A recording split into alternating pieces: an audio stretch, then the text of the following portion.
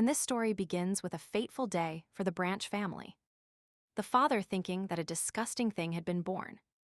And unfortunately, the baby was born that very day, and at that very hour, a boy named Kajin, who was blessed by the god of the sword, Kezak, born with an extraordinary body and talent. The mother thought that if her son were Kajin, her life would be much better. Prata later realized why his mother and father were so disappointed in him.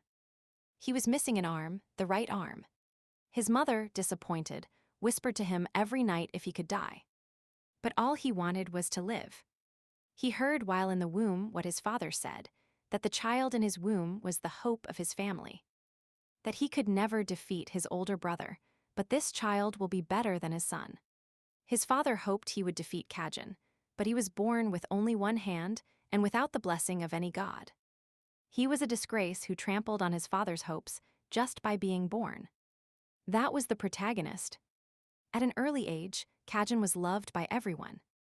His smile was angelic, and he could already walk.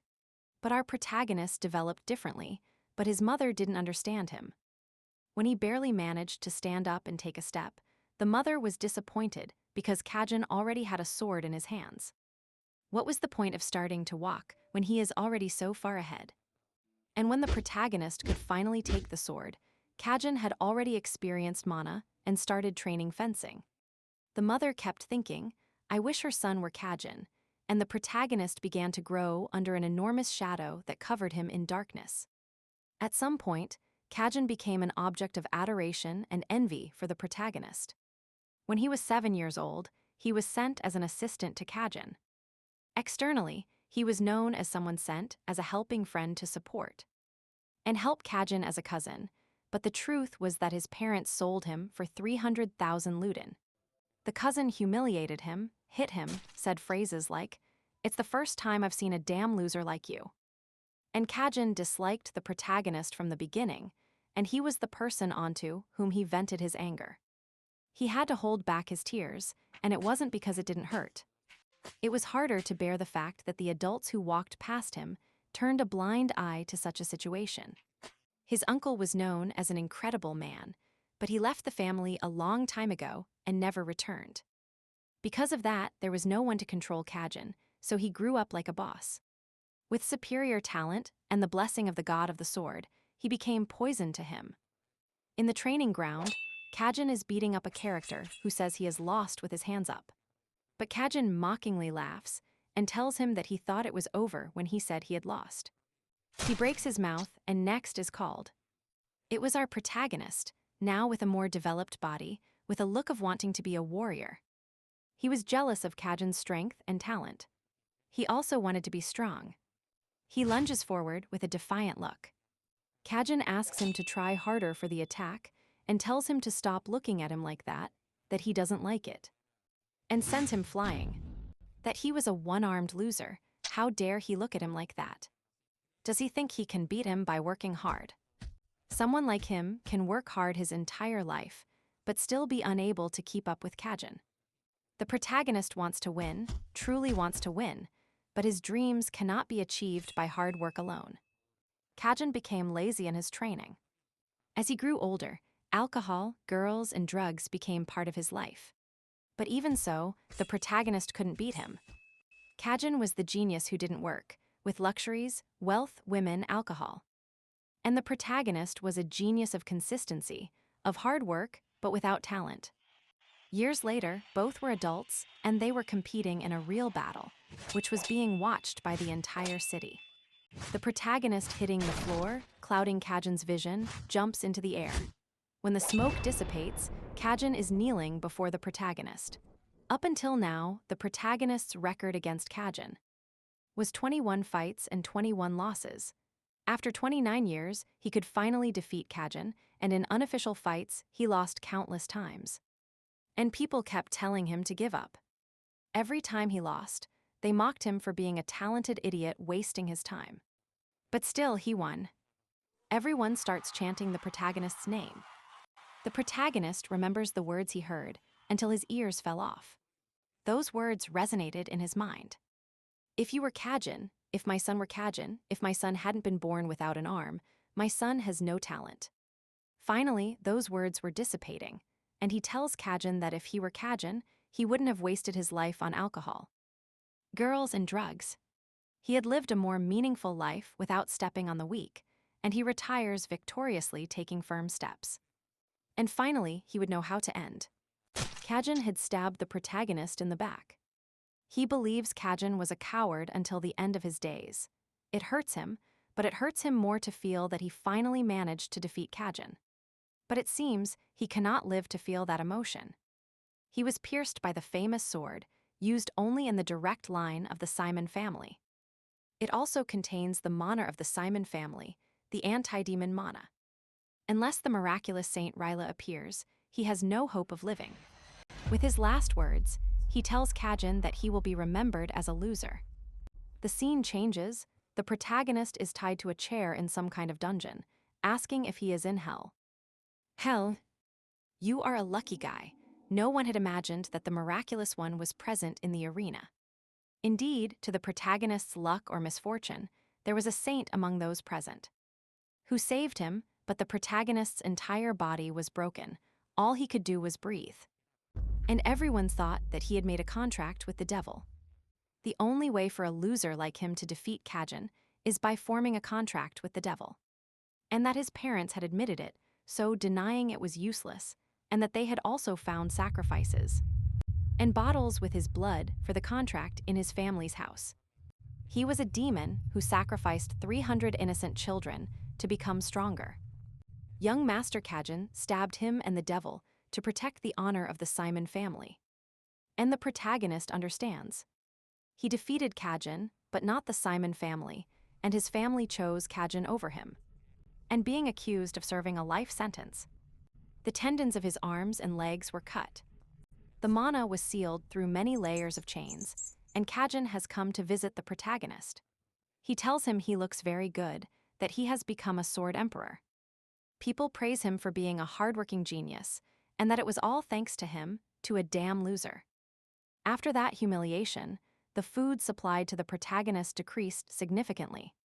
He started losing weight dramatically. He spent all of it starving. At one point, he started coughing blood.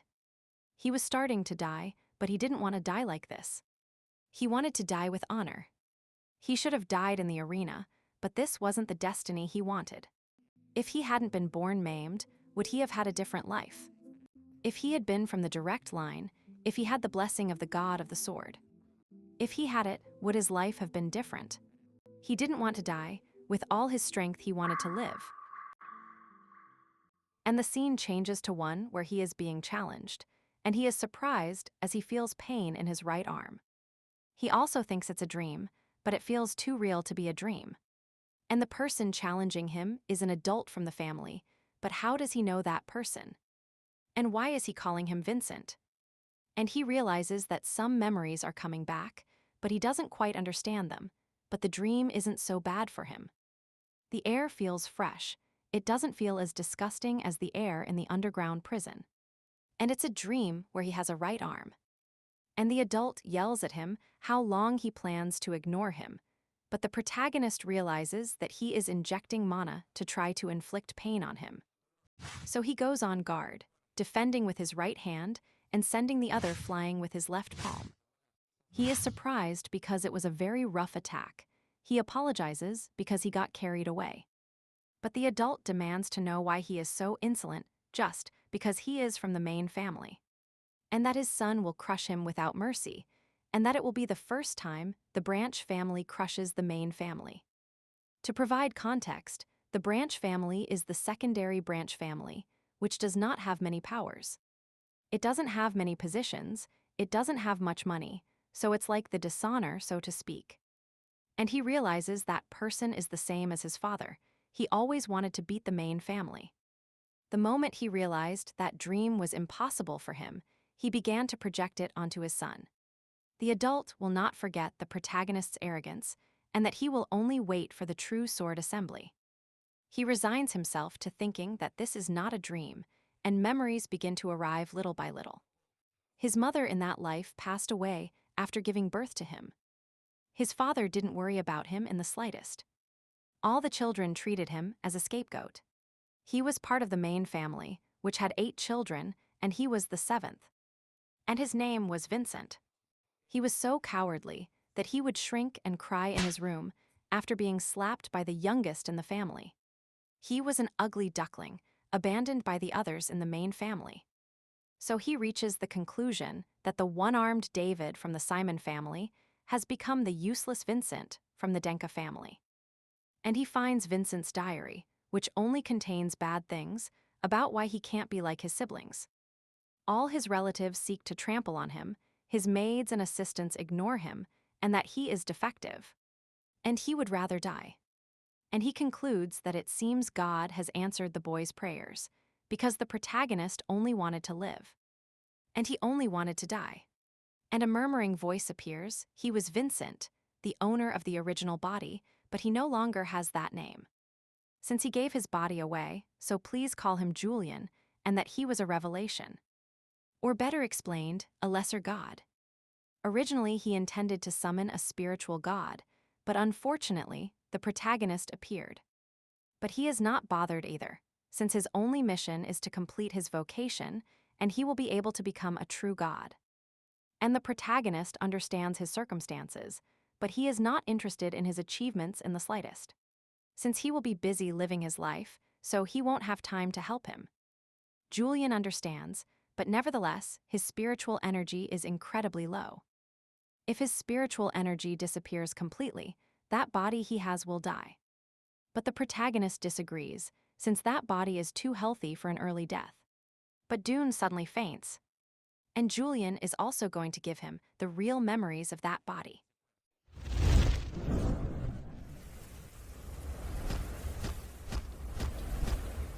He realizes that he had never fallen into despair. He was always playing the role of a coward. He was setting the stage for his revenge. The protagonist realizes that he has reincarnated into a world he was not prepared for.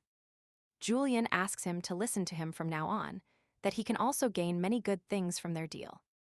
He tells him about the story of the archdemon Devon and the hero King Khajan. This story happened 500 years ago. A one-armed swordsman Devon escaped from Simon's prison. Using a contract with a demon, he devoured thousands of people to become stronger. And that is why he is recorded in history as a great demon.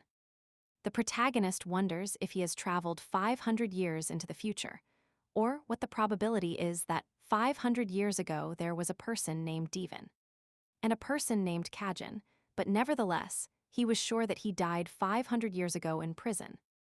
It makes him very angry to know that they didn't even let him die in peace, that they even fabricated the story.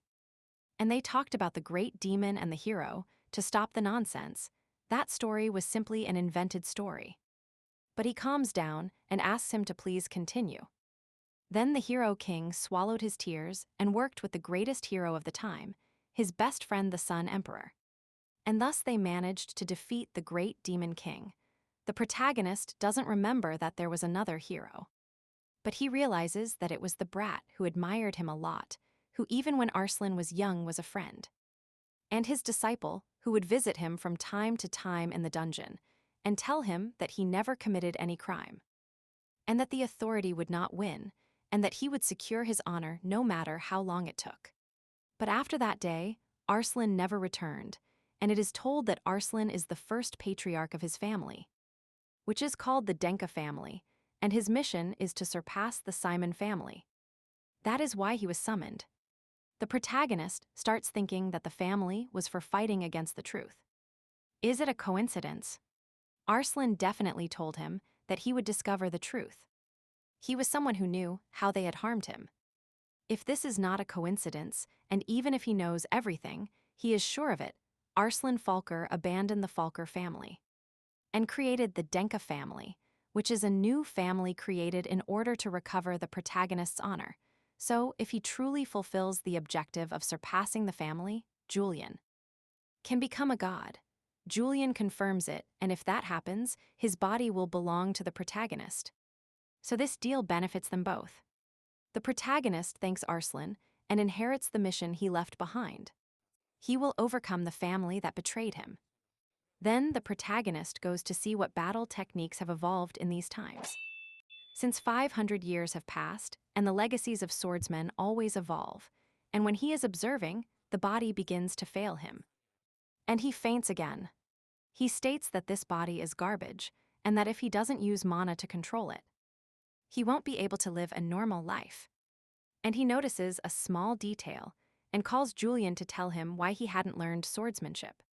He replies that he had a disability that prevented him from learning it, and that it was just how he was born. He was just born that way, that's it. But the protagonist said that it wasn't like that he had a celestial exoskeleton, which is literally capable of storing mana anywhere in his body. More precisely, it is capable of storing mana in his bones. But Julian doesn't quite understand it. The protagonist asks him to listen carefully. A martial artist needs to use mana to possess transcendent strength beyond a normal human. The mana that causes miracles is normally stored in the human heart, but having a celestial exoskeleton means you can store mana in your bones. On top of your heart. That means it is capable of using mana infinitely. And that all of that was very ironic since Kajin, the person everyone called a hero, and whom he hated, possessed that ability.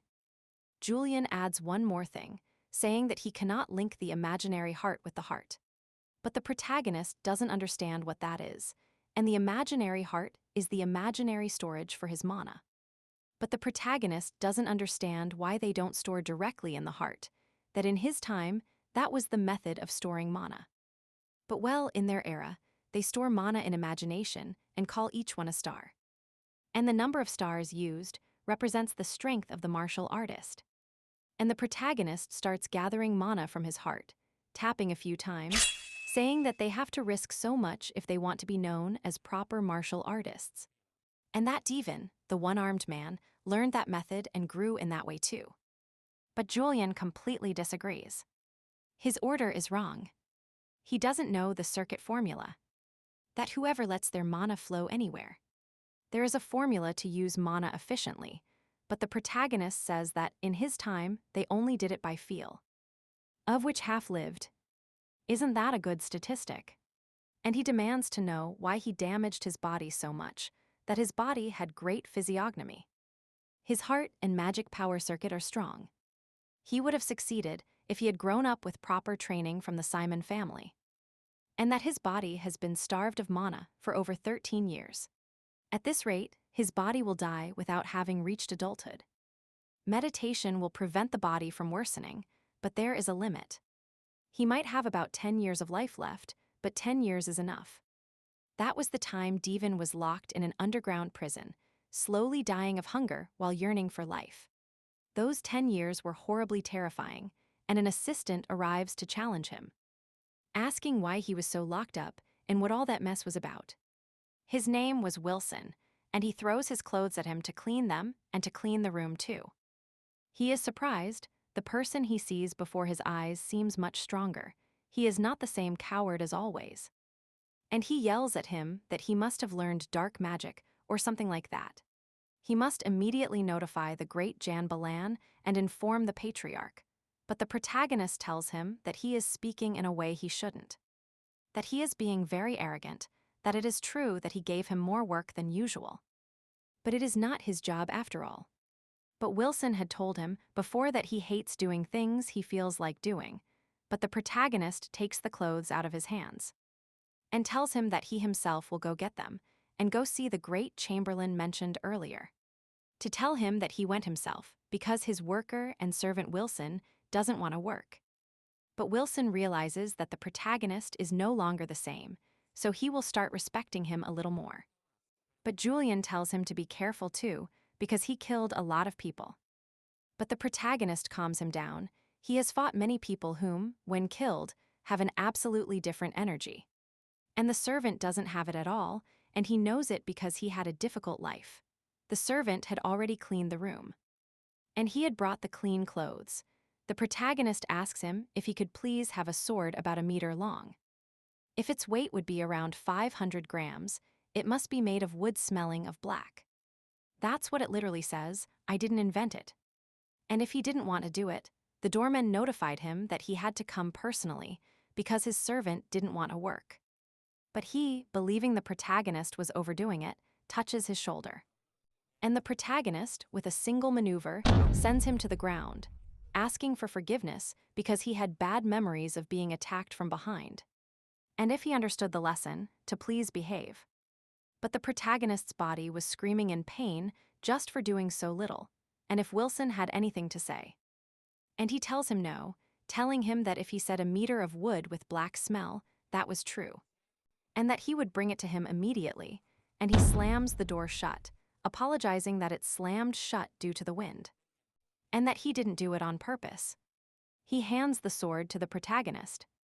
He goes to the yard to have proper training.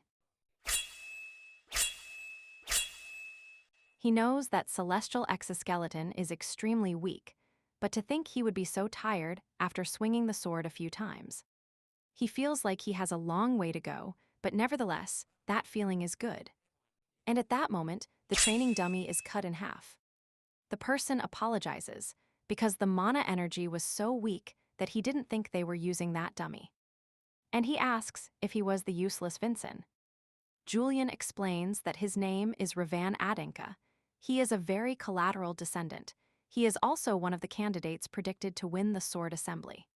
He already met that child's father, and to be careful, he is an emerging star among the collateral descendants. He is the most skilled among the 13 youths of the branch family. He imagined that if he won the sword assembly, he would have to fight him, so he came looking for him. That competition brings together all the children of collateral families or branch families. And they make them fight, and the one who wins those battles will have the honor of facing a participant from the main family, which in this case would be the protagonist, and he tells him if he is not going to hide, since he is very weak and very timid, that he won't be afraid of a sword, right? But the protagonist puts him in his place with class. He states that even provocations should have a certain level of dignity and class. How dare you cut someone else's scarecrow? That he is the shame of martial artists. They should be ashamed of what he did. And that his father should have taught him those manners, since he is from a branch family. What the protagonist said angered him. He thinks he is a bastard and dares to insult his father. He decided not to forgive him from the moment he decided to disrespect his father.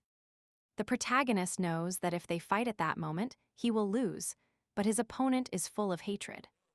Even using mana over his entire sword, he cannot control it well, since that feeling was inherited from his father. And he thinks that even though 500 years have passed, the mind of the martial artist has worsened, so the protagonist is going to teach this guy a real lesson. The blonde realizes that he can easily beat the protagonist, but he feels a strange sensation that the protagonist can cut him at any moment. He feels a very heavy atmosphere. The protagonist takes the sword away from him, stating that he should be careful that in the sword assembly, the swords will not be made of wood. And the blonde, upon hearing those words, becomes enraged, attacking the protagonist with everything he had. But being stopped by a relative of his, who tells him that he cannot fight young Master Vincenacci, since if he fights, he will have an excuse not to show up at the assembly. The blonde tells him that they will meet at the sword assembly, and that he was a fearful kitten. Studying again with Julian, he states that traits are artificially made from analyzed power, a man-made blessing. And that Revan, the recent opponent, also had an ability called Steel Man. That ability is gained thanks to the Dwarf King, which includes many abilities, but Raven had Steel Man, which is a mid-level trait. Defense against destructive power is his specialty, and Julian is definitely correct because Raven, the blonde, showed unparalleled achievement.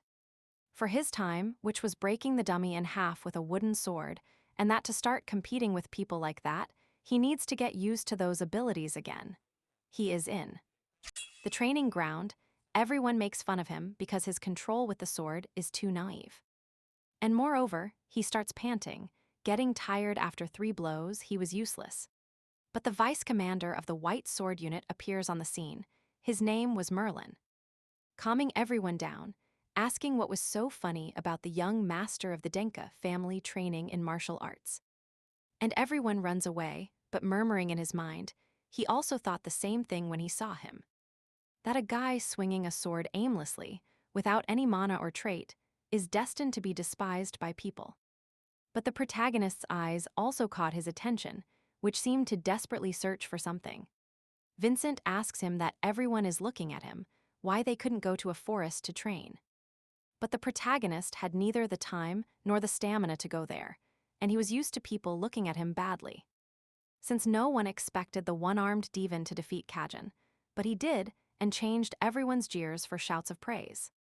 And out of nowhere, someone gives him an advanced recovery potion, and thanks to that potion he can train more easily. The protagonist doesn't really believe him and asks if he is mocking him, but to be honest, he did it from the beginning. But his eyes seem to desperately search for something. He says goodbye, thinking that young man has changed a lot, and hopes he has much luck on his path. The protagonist trained day and night, and not only physically, he also studied many books to have a good idea of what he was doing. And after polishing his technique, doing all the steps correctly, he has begun to see his path to defeating Kajin. Finally, his sword has stacked up the trajectory points that his blow needs to have in order to manifest the abilities. It finally worked, his swordsmanship was complete. Wilson brings the protagonist his breakfast.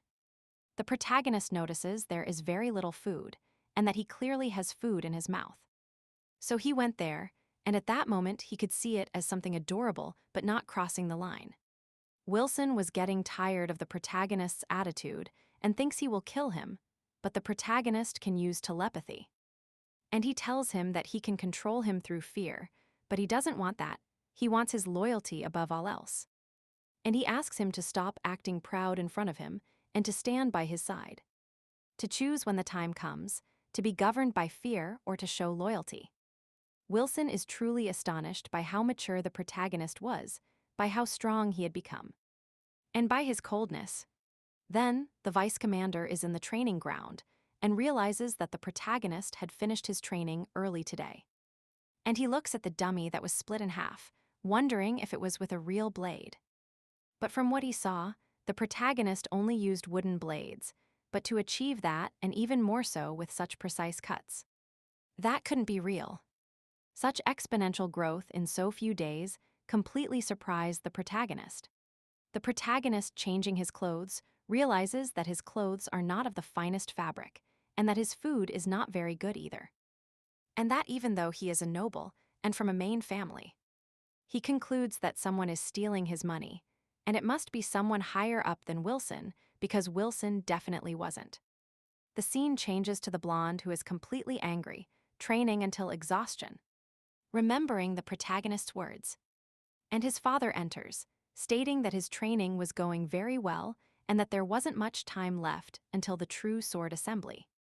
And if he wanted to escape that life of poverty and pain from the Branch family, he should defeat Vincent. And that he must, yes, do it. He must become the only member of the Branch family to defeat the main family. Revan thinks that his father is much more irritated as the days pass until the assembly. Day after day, his father's obsession keeps worsening, and if he just beat Vincent, his father, and his family could be like they were before. Then Julian will explain the last thing the protagonist needs to know. The prize for that competition is the mana crystal given to the champion. If ingested, his body and mana will instantly strengthen. The protagonist realizes with the look and words that Julian has tried very hard, that he only wants to win. And he, even if he is not the spiritual king he was waiting for, he will give him a victory much more valuable than anything the King of Spirits could have granted him. And he calls Wilson, he has a favor to ask. Wilson enters the great Chamberlain's office. She was very scary, but it was to be expected, as she had 7 stars of a martial artist. And Wilson had a message for her from the young master. He had something to tell the head of the family. He wanted to ask directly that he come to the true sword assembly, that at that moment he would prove his worth as a member of the main family. She says that the head of the family has never watched the sword assembly. He doesn't have the time or the reason to do so. But Wilson says a sentence, this was the cost of stealing from the young master, making the impossible possible. And he leaves. She is confused but very proud of the protagonist, heading to where the head of the family is, informing that young Master Vincent has invited him to the True Sword Assembly, who said he would prove his worth as a member of the main family, but the head is resigned. He doesn't believe the protagonist has worth. He is a person lacking ability and will disappoint him.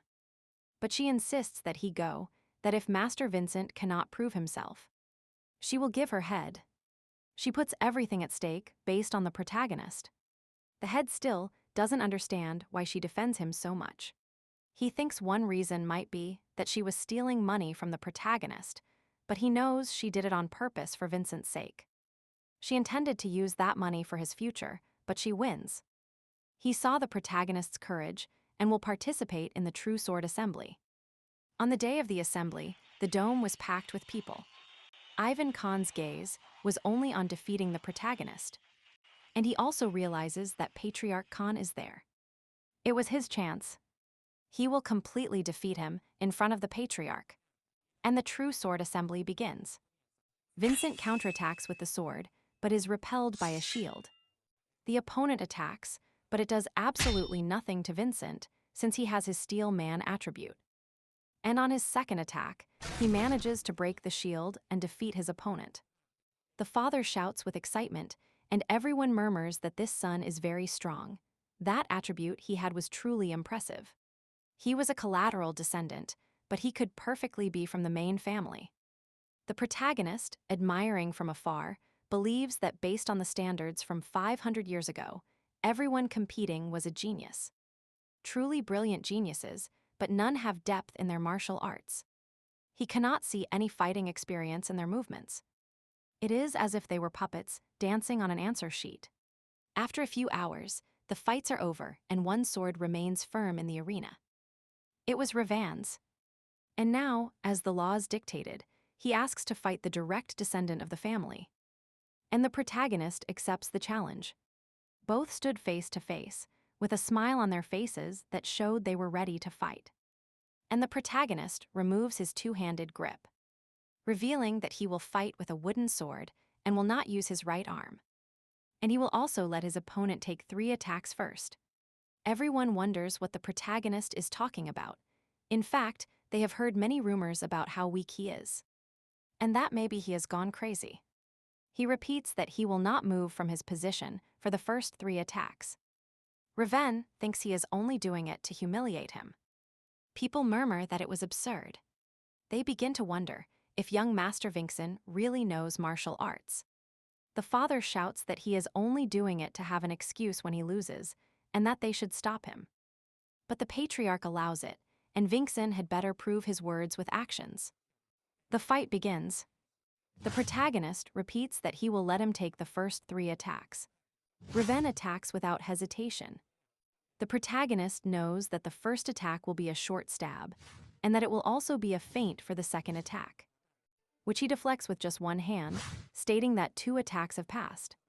Reven falls into despair and attacks again, and the protagonist executes a maneuver and sends him to the ground. And that was the 3rd attack, and he will fulfill Julian's promise. Now it's his turn to attack. Everyone is surprised by the protagonist's performance. Reven gets up attacking with his ability activated. The protagonist dodges and counterattacks, but the blow doesn't hurt Reven. That gives him confidence, as he thinks the protagonist has no strength, but that was what the protagonist wanted. Taking advantage of the fact that Reven opened his guard, he hits him, sending him flying, and without wasting a second. He attacks when Reven is in the air. His attack has to be perfect. He only has one chance, and he manages to see it, the edge of his domain. Reven's arm has been cut off, making the protagonist the winner. The protagonist's body was at its limit, but he still couldn't collapse. He kept his word, and the Patriarch declares the protagonist the winner of the True Sword Assembly. The awards ceremony begins, but the blonde's father enters angrily stating that there was some trick involved. And the priest informs them that they could not save Reven's arm, that it was an injury never seen before. The father demands of the Patriarch that even a degree priest cannot heal the wounds. That Vincent must have used some trick. Those present start murmuring that Vincent might have used a trick. The protagonist clarifies to everyone that the assembly was observed and approved by the patriarch, who named him the winner. And if the father thinks he is superior to the patriarch based on what was said earlier, then arrest Charles Adinka because he has mocked the patriarch in public. The patriarch tells him he should be grateful to Vincent because he only suggested jail time. But his penalty should be much worse. Reven was still at risk of losing his arm, and the protagonist asks the priest to use the miraculous stone he won to heal him. He cut off Reven's arm so he would take responsibility. Taking a sword, he cuts the father's tendons, asking him to educate his son well. Since he provoked him countless times, and to cure him, he needs someone else's right arm. The father is willing to cut off his arm, thus demonstrating his worth and love for his son. His life was spared. The apostle manages to save Reven's arm, which results in a very paternal hug. And Wilson, watching from outside, thinks the protagonist is truly great. After that, the protagonist receives a visit. It was the pontiff of Gaia, who came to deliver a miraculous stone to him because he had taught him a great lesson in compassion and wisdom today. The protagonist gladly accepts the gift and also gives him a template that basically means treat me like a second-class pontiff. Julian also informs him that he might dine with the patriarch today because of his victory. The protagonist tidies himself up just in case, and indeed Wilson delivers the news. He heads to dinner. His stepmother is waiting for him to see the patriarch. The patriarch emits pressure just by speaking. He had called him for two reasons, one to congratulate him, and the other was to validate his qualities. The eye of the lion exerted enormous pressure. He didn't like this feeling. The stepmother had the power to see if people were lying. She finds out that the protagonist's ability is very similar to that of the hero King Kajin, and the protagonist will have to explain how he acquired that ability. Julian and the protagonist don't know what to say since they couldn't lie, and the protagonist says it was acquired through a revelation. But revelations without blessing were bad, and he could even be judged by the court. Julian resignedly asks him to only repeat what he tells him. He, if he were evil, could be easily recognized by a priest, who gave him a miraculous stone as a gift. The stepmother's eyes do not react at all. So, is he telling the truth? The protagonist explains that he has learned a lot through revelations, but nevertheless, he has always been capable of reading the mysterious sword movements for a long time. But he also spent a long time wondering if he should learn that or not, but he wanted to change. Even if they suspected him, he found it much worse to do nothing about it. He felt he had to prove something. He had to show he was no longer a shame. He wanted to show that he was strong. And he will accept the father's judgment to the letter. The patriarch stands up and gives his verdict. He asks Vincent to continue his training. But his swordsmanship was too similar to the Eureka Hymn ability, and the Simon family would make a fuss. And they would say they were stealing from him, but they wouldn't have anything to say if the ability belonged to the ancient demon king. So they would say that. The patriarch congratulates him again and asks if he could help with anything. The protagonist asks for access to the family library. The patriarch accepts and will also give him the Crimson Lotus sword. That was the sword the patriarch himself used when he was young. It was practically part of the Denka family's history, which made Julian very happy. He told him that at first he was disappointed because he wasn't the spirit king. But he has achieved more than he would have imagined, and when they were about to return to his room, the stepmother wants to talk to him. She assumes he has worked hard and is proud, and because of his achievement, he should enter the Crimson Family Academy according to their customs. It is told that the fortress is a training academy run by the Denka family. And the requirements to enter are to win the true sword assembly, and the other requirement is to defeat the low-rank demon, the Crimson Demon.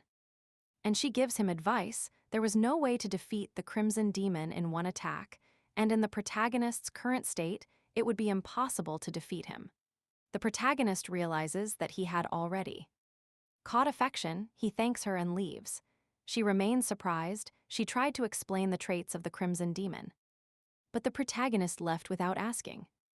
He was in the presence of an amazing martial artist, without fear or hesitation. His heart stirs. He asks if Mrs. Servana was watching, since today his son had taken a big step as a martial artist. The scene changes. Wilson is singing that he has to help the protagonist, and he gets a free hit on the head. Because he was probably plotting something against the young master, but he explains that he had changed.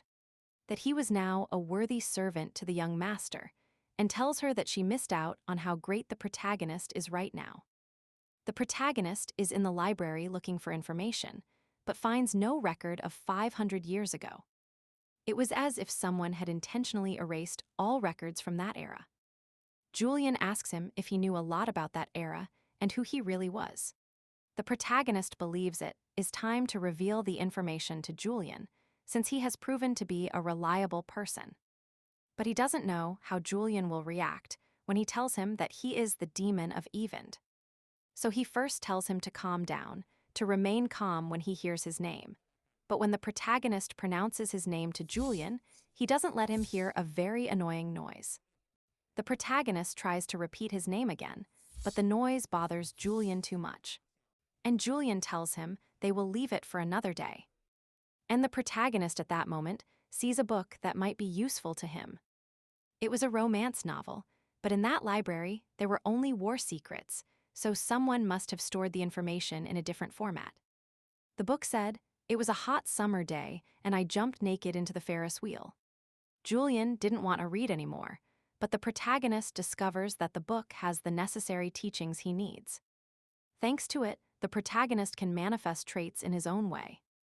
Julian warns him that doing that was extremely dangerous, but the protagonist wants to try it immediately.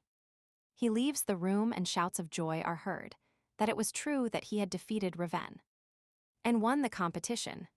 The protagonist asks Julian who she was, and her name was Sari. She left for a while due to a family situation. She, to the protagonist's surprise, was the only one who showed affection to a loser like Vincent. She was very proud of the protagonist. And at that same moment, Raiden arrives, who had something to tell them. They were both sitting face to face without saying anything. And Raiden draws his sword, taking a guard stance. The protagonist states that Sari should leave because it could be dangerous, in case Raiden hadn't learned his lesson. But Raiden, resting his sword, says he came to thank him, and paraphrasing, he says he forgave his disrespect. And he gave him his miraculous stone. He, like a coward, tried to fix his arm at the expense of his father, but he recovered his arm. And his father returned to peace. He has recovered everything, but he hasn't been able to give anything back. That day he was a coward, but he wishes to stop being one.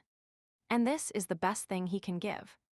He swears unconditional loyalty to the protagonist. Everyone is surprised, and the protagonist accepts the oath, and Reven realizes that the sword the protagonist is carrying is the Crimson Lotus sword. And given that, he does not regret his oath and thanks the protagonist. Sari is truly proud of everything Vincent has changed, and Julian says that now they can have the traits of King Arano's blessing from Reven. They also tell their plan to Reven, which consists of gaining his blessing based on a technique they found. Reven has to guide him while the protagonist meditates.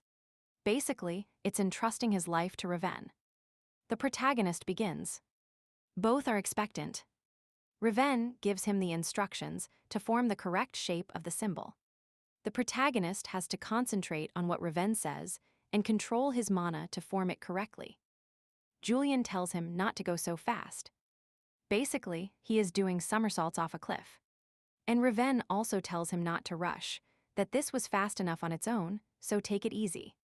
But the protagonist thinks that one must be capable of risking danger and moving forward. The protagonist tries to form the symbol. He only needs to connect the last part of the mana flow. But Reven shouts that it was too soon, and the protagonist had achieved it, but the connection breaks. On another plane, the stepmother and the patriarch are talking about the protagonist. They talk about the protagonist wanting to enter the academy, and that he has to defeat the Crimson Demon in less than 6 months. But the patriarch asks that they inform Vincent that he only has 1 month to defeat him.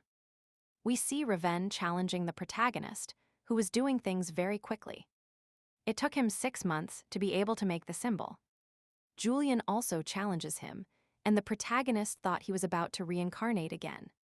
The Great Chamberlain was about to hand him the message and sees that everything is destroyed. And she wanted an explanation. The protagonist says he was only meditating, but Sari tells him not to lie. The Great Chamberlain tells him that it doesn't matter, whatever the meditation is, he has to hurry. The patriarch has spoken, the rite must be finished in less than a month. The protagonist thinks that must be because the patriarch has high expectations for him. The Great Chamberlain asks him to try his best, that he must complete the mission, yes. Or yes. Reborn thinks it will take him at least 2 months to get the Dwarf King's blessing. Sari asks him not to risk his life, and she realizes that Sari has a large overflowing amount of mana. Everyone asks him what he is going to do now, that 1 month was very little, and he asks Reborn if the circuit was correct, and that he was going to exceed the patriarch's expectations. 2 weeks later they meet to begin the manifestation.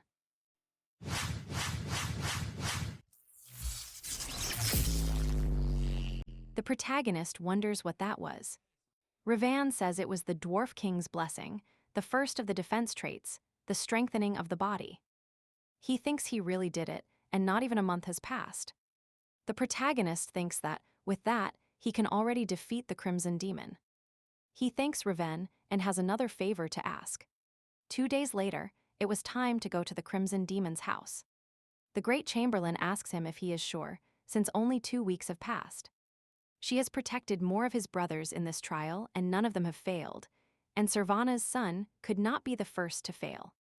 That he please does not challenge the trial with unfounded bravery. But the protagonist calms her down, tells her that she has nothing to worry about. In the carriage, he asks her why she tries so hard to help him. That he remembers the embezzlement of his budget. That perhaps she did that on purpose to give him a weakness to cling to. But if she doesn't want to talk about it, he doesn't care, and that they have already arrived. She tells the protagonist to prepare himself, creates a mana barrier, and the Crimson Demon makes his presence immediately known. The protagonist asks the Great Chamberlain to watch carefully and report what she sees. The Crimson Demon attacks. The protagonist knows better than to fight at close range. She thinks his strategy was incredible, that no one at 14 years old in their first fight would know something like that. The protagonist thinks that the dwarf's trait was definitely incredible, and that it was the basis for the swordsman's ability path. The Crimson Demon was very aggressive after that. His attack would have many openings. He asks her if she saw what happened to the Great Chamberlain, but she thinks he really doesn't know. The reason why the Crimson Demon cannot be defeated in one attack is because the Crimson One has a second life. The protagonist dodges and thinks that even that was the same as 500 years ago, but the demon surprises him with an attack. He thinks these demons have evolved in speed and strength, and that it was dangerous. The Great Chamberlain wanted to intervene, but her interruption would be the protagonist's failure. And he asks Edith Servana not to let her son die, and the story of the protagonist's mother is told. She had saved her and asked her to join her group, so she joined the adventure to make the Denka family a legend. She was strong, beautiful, had the power to make people smile. She was a ray of light. And when Lady Servana passed away, she swore to protect that child until he became a respectable martial artist. But for 14 years, she saw that child had no future, and when she started to see a glimmer of hope. He cannot die, shouting at him to stop, and the protagonist gives him the signal. Vincent is counting on him and starts meditating. Reborn uses the Steel Man ability, but the Crimson Demon was too strong. More than he expected, breaking his sword. He cannot resist anymore, and the protagonist tells him that it was very well done.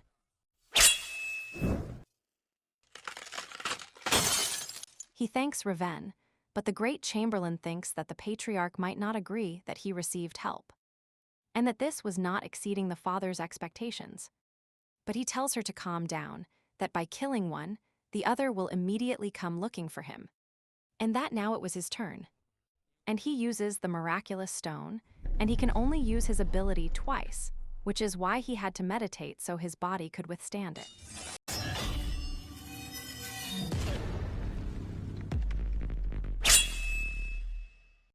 The great chamberlain's concern was for nothing. What Vincent did was incredible.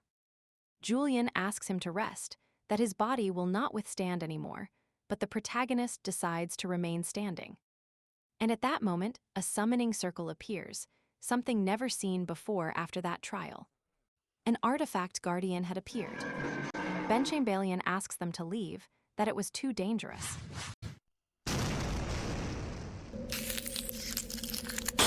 They are surprised by the level of a 7th star. They wonder what he was doing, but she realizes. He was aiming at the real form of the spirit, and that the young lords were in danger. He had been distracted, but the young master, even at his limit, realized how that was possible. And the guardian was guarding a chest, which contained a dead dragon bone. They believe the family founder left it. That was a treasure whose value could not be measured. She asks him to take it, but he says that that kind of loot would be family possession. And he would be in trouble if someone found out, but she tells him she can handle those problems. And the protagonist cuts the bone in half and tells her that she will also be an accomplice. The patriarch and the great chamberlain are there. He tells her that the protagonist achieved the feat. He will have to report to the academy and is eager to hear about the protagonist's feat.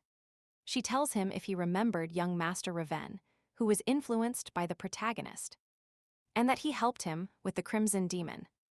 The patriarch thinks that the demon was too much for him then, and that he had to resort to cheap tricks. And she tells him that, after that, he defeated another Crimson Demon by himself and discovered the skeleton of the dragon left by the founder, which he cut in half. And he gave her his part.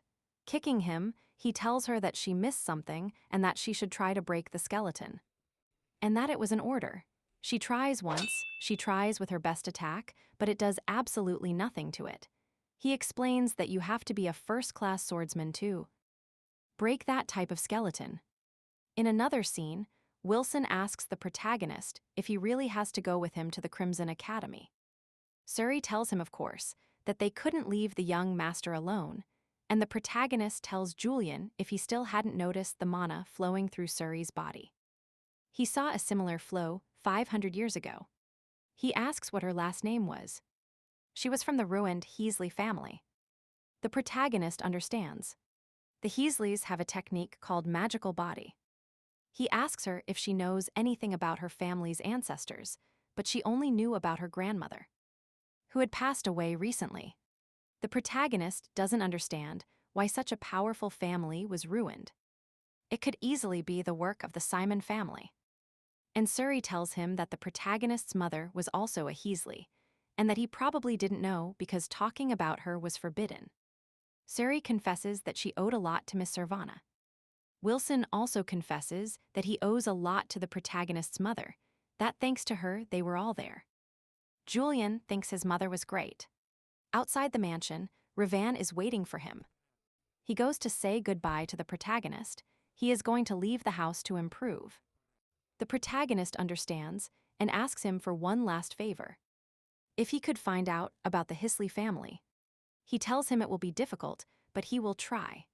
They say goodbye and Reven tells him that next time he will be stronger so as not to embarrass him. After that, he asks the great chamberlain for a favor, not as Servana's son, but as Vincent Adenka, that until he enters the Crimson Academy she will train him. She tells him she won't go easy on him. Already on the training ground, she tells him that she won't give him her trait until he gives her a wound. And she won't use her Black Moon sword either, because he is not yet worthy of facing it. He has 5 months to enter the academy. The protagonist tells her that she didn't see what he did to Reven, that a permanent wound could be. And the great chamberlain asks him if she resembles Reven. The protagonist attacks instinctively, He saw blades in her eyes. She had a look that could kill someone. She also knows the way of the sword. She also knows it's tough, so she will be the best possible opponent. And that she knew he was friends with the priest, and they could get help for him if something happened to him. 1 week later,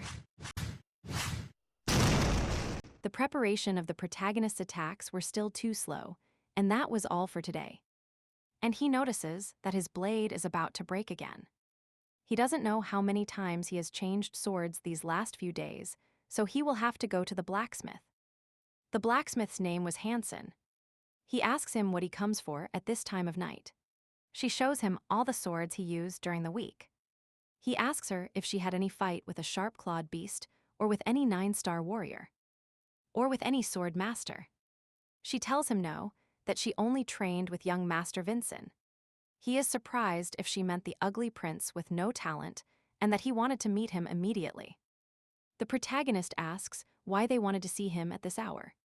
He says there was no reason why he couldn't come, since he made that sword. Julian tells him that he was famous. He had been making quality products for decades, but he was ignored because he was blinded by money. The protagonist introduces himself and welcomes Master Hansen. He laughs at the compliment of Master and apologizes for arriving so late. The protagonist says he has no problem with that. The blacksmith thinks he looks a lot like his father. He confesses that he heard bad rumors about him, but he shows the opposite. He asks him to show him Grayon to see how it was doing, since he said he used it in his training. But he is surprised. The blade of the sword was like new. He asks what method he used to soften his sword, and if he could use it now.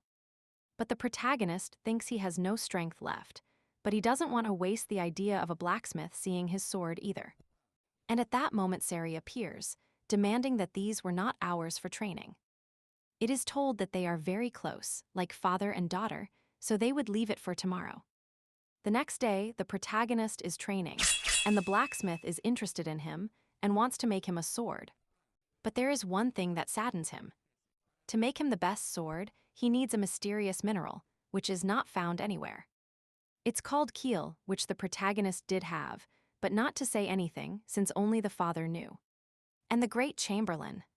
He tells him that it was destiny, and that he will make a sword and to give him 3 weeks. And 3 weeks later, the blacksmith's workshop caught fire. He thinks something truly unusual must have happened. Why would that happen? He thinks he can cut the fire and the door at the same time. Julian tells him that it is reckless. He manages to enter and find Master Hansen, and he also manages to see his new sword, and it seems that she was the culprit of this fire. But first he has to get the master out, but the exit was blocked. Everyone was on fire. Julian asks him if he knows any defense technique. He remembers one. He says to himself, he now was Vincent Adenka, but he was also David Simon.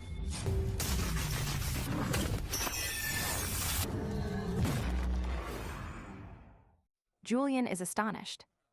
They were alive. The blacksmith asks him how he survived, and how he knows how to use the Simon technique. But the protagonist thinks that he was still dreaming, that maybe he hit his head. And the blacksmith says maybe it's true, because that was impossible, and by the way, his sword was ready. The protagonist feels that the sword resonates with him, and Julian finds something strange. He thinks the founder left the whole bone for a reason, so he will ask the blacksmith if he can make another sword. An even more perfect one, and if by chance he had another material. The protagonist apologizes for asking for his share of the material, but she didn't care. 14 years ago, she received payment for the material. That day, a distinguished warrior was born. He tells her that he will make her even prouder, that today he is going to learn all her movements. And he will defeat her. But she has told him many times that it won't be that easy. She attacks and is surprised that the sword is still intact, and the flow and power are different from what the protagonist had before. She admits that he has strengthened a lot, and at that moment she disappears. The protagonist thinks that he won't be fooled by her speed, he just has to feel the manner of the movement.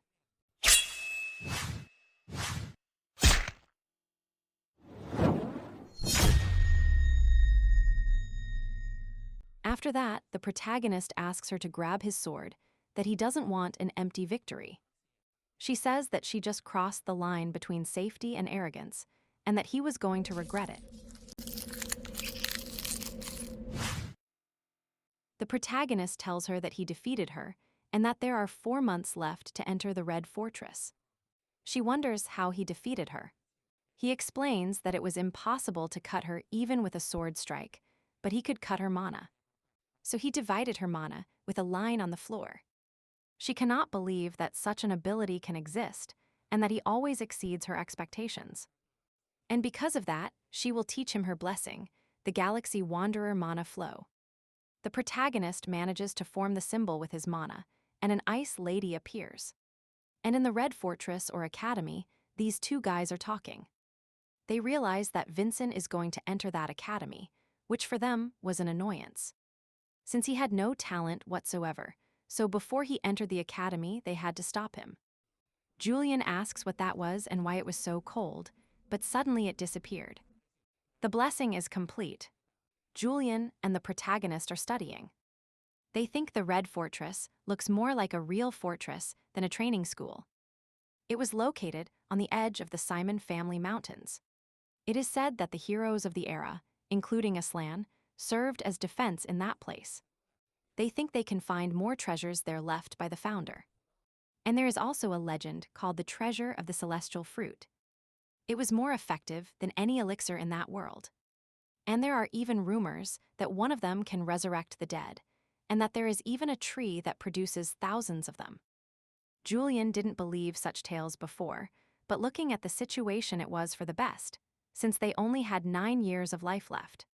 The protagonist tells him that according to the information, the cost of life is part of it, that the family cannot interfere to avoid cheating in the academy. Julian tells him not to worry, that he invested his money in a place called the Six Towers. There is a mage there named Barnelli, of whom he became a sponsor, and on an external plane she is murdered. And both reading the newspaper couldn't believe it. Julian especially. His legacy stated that he left the results of his experiment and legacy to his only brother. Bargain Pagoda. He thinks that even though they were born with the same last name, they never got along. 4 months later, in the Fortress Mountain Range, the Great Chamberlain tells them that for security reasons they must walk from that place. She asks the protagonist to please take care. At the academy, they express that guests will arrive soon, but they receive news that there are low-rank monsters in the town. And she is going there and will take care of the rest and escapes. The chief commander will have to take charge. He spots the Great Chamberlain and thinks the protagonist shouldn't be so weak and that it was a great opportunity to test him. And the first stage would begin.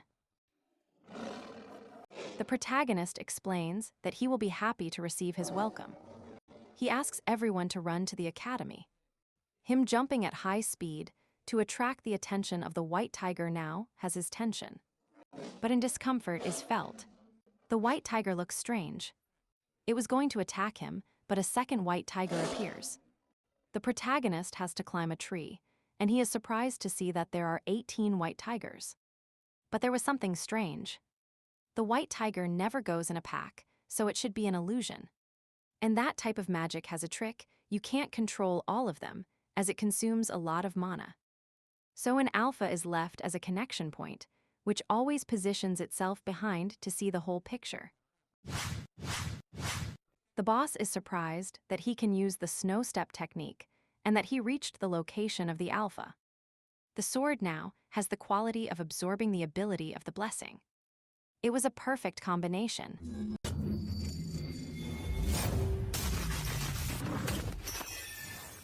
He not only defeated the monsters, but also broke the circuit, showing deep knowledge of magic. It wasn't like they said, to open the doors and announce his welcome. He introduces himself, he was Bargain.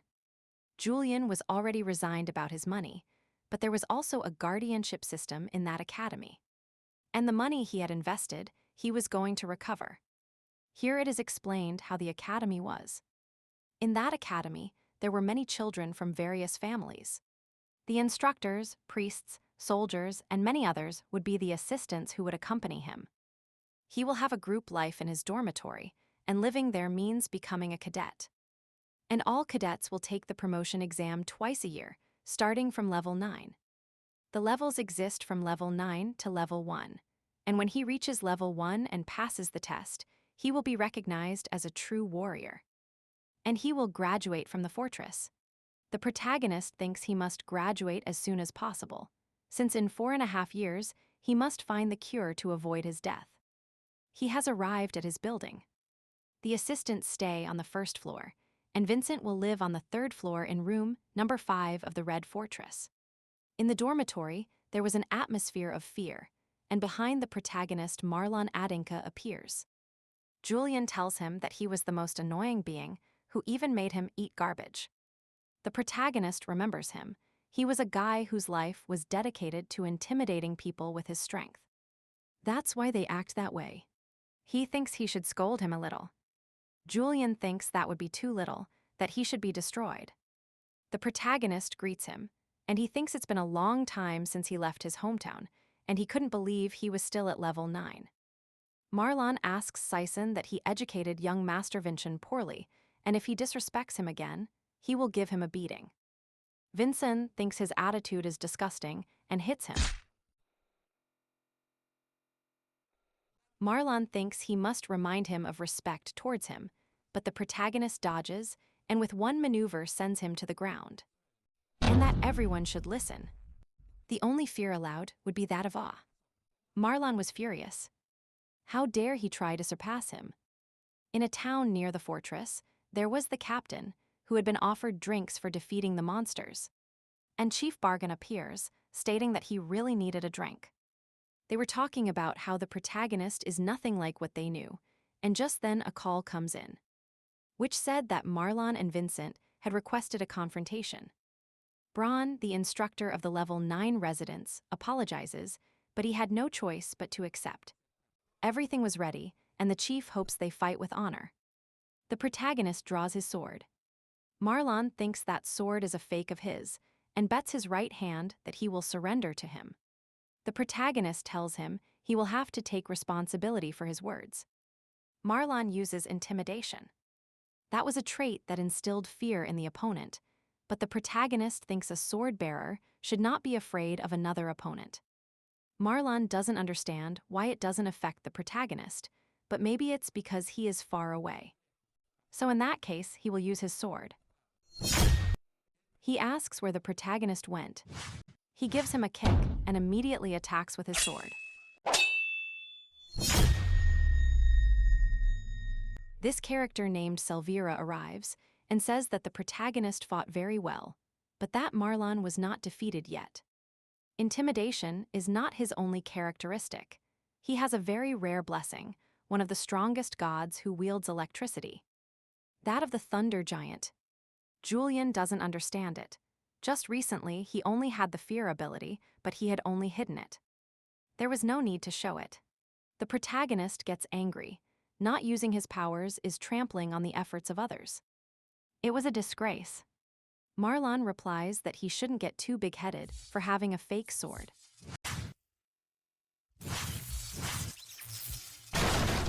Marlon was losing control. Sari was in danger. Chief Braun saves her and orders everyone to evacuate. Marlon shouts at the protagonist to stop running. The chief puts up a mana barrier to calm the destruction, but this reduces the space for the protagonist to move. The fight becomes a little more complicated.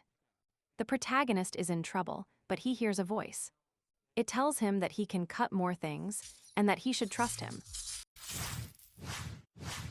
Marlon had cornered the protagonist, but the protagonist attacks the barrier, and Marlon's attack causes a rock avalanche, which traps him.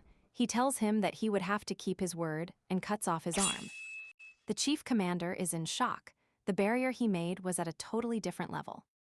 That barrier possessed several spells, but a simple attack ended it. And Wilson appears with a priest, asking whose level 2 badge that was. The protagonist says it's his, and asks them to please heal his arm. Marlon shouts desperately that all of that was his plan, and to heal his arm. But the protagonist thinks that he kept his word, so maybe it wasn't such a good idea to heal his arm, since they could lose the honor of the family. More people arrive and he asks again, heal his arm or recover his honor. But he cannot hear him. To repeat it again, Marlon doesn't care about the honor of the family, so please fix his arm. Sison wants to be like the protagonist. Elvira thinks that if she looks closely, he is very handsome. Marlon was still very angry, hungry for revenge, and believed it was still time to teach him a lesson. But the commander-chief stops him. A week later, the protagonist and the chief commander are talking. They have a very long talk, but in short, the protagonist tells him condolences for his sister. That he had invested in her and knew how he might feel since he knew his story. That he was a talentless boy, that he was oppressed by the rest, that he went through many hardships when he was little because of his sister's big shadow. But he tells him to shut up, that he knows nothing about him, he will destroy the tower that ruined his life. But the protagonist tells him that he understands that feeling perfectly. He also only wanted revenge, but he realized that he only wanted recognition and love from his family. And the chief commander never thought he would hear life advice from a 15-year-old. But that it meant a lot to him. But he tells him not to worry, that he will be his guardian in the fortress for life. Julian was happy, he got his money back. The perspective switches to Marlon. He was furious, still wanting to kill the protagonist, and a voice appears. It was an evil spirit asking him if he wanted to kill him, and that he would help him. On another plane, these two are congratulating the protagonist that he won. She was a level 9 vice commander cadet. She has the ability to see characteristics by touching people, and she realizes that the protagonist has no limits. But he doesn't like her way of greeting, that she was analyzing him, and that was a sign of disrespect. And Elvira is even more surprised. Not even the instructors could discover her the first time. They tell the protagonist that it is forbidden to wander around at night, and that he might run into Davin's evil spirit. The protagonist asks them to give him more information about that, making Elvira blush.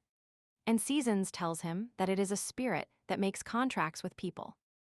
Returning to the room, the protagonist realizes that Marlon was not in his bed. Later, Seasons is outside, standing guard, but hears something. He asks who is there, and his arm is severed. The creators of this have something because they cut everyone's arm off. It was Marlon, and he was jacked. Now he had the strength of an evil spirit, and he only wanted one thing: revenge against Vincent. He tells him that he is not afraid of him, but Marlon grabs him by the neck and tells him he will be executed. But a saving attack comes to his aid.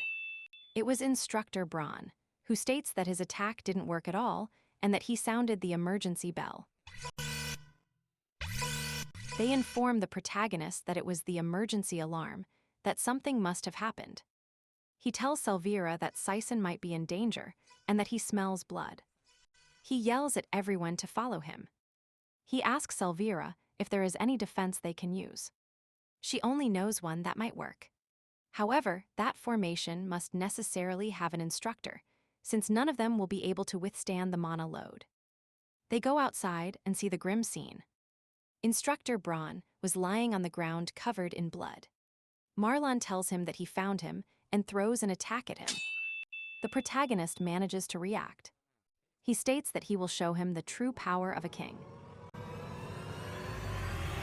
The protagonist shouts, "We are together, don't be afraid and draw your swords."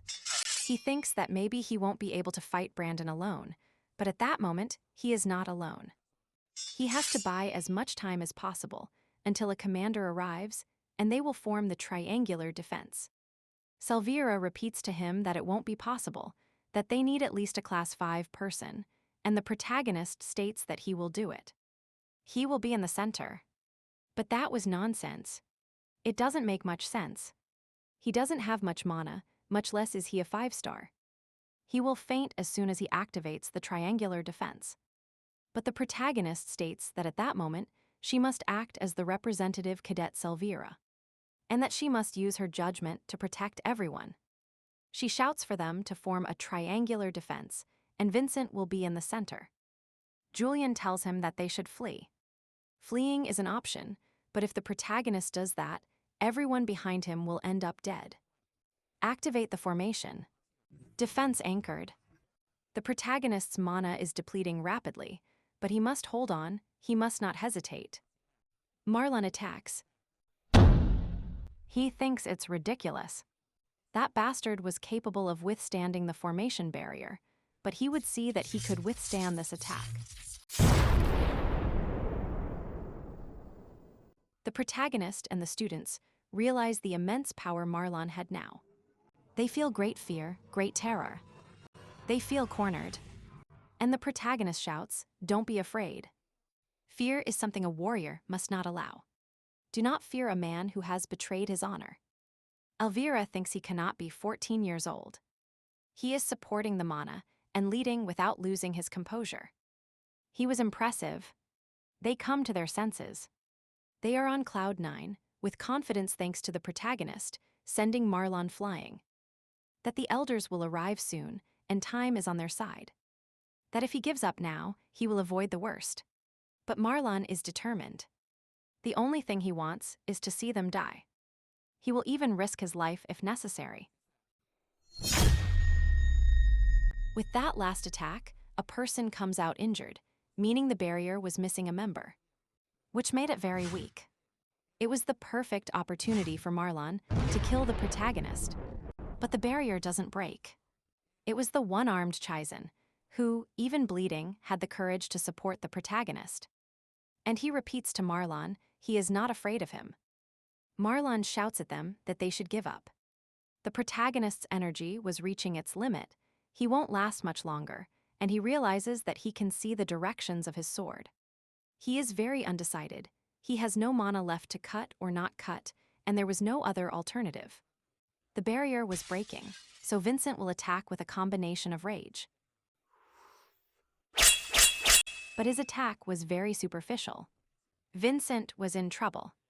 He receives a direct attack. His left hand was damaged, but he still attacks Marlon.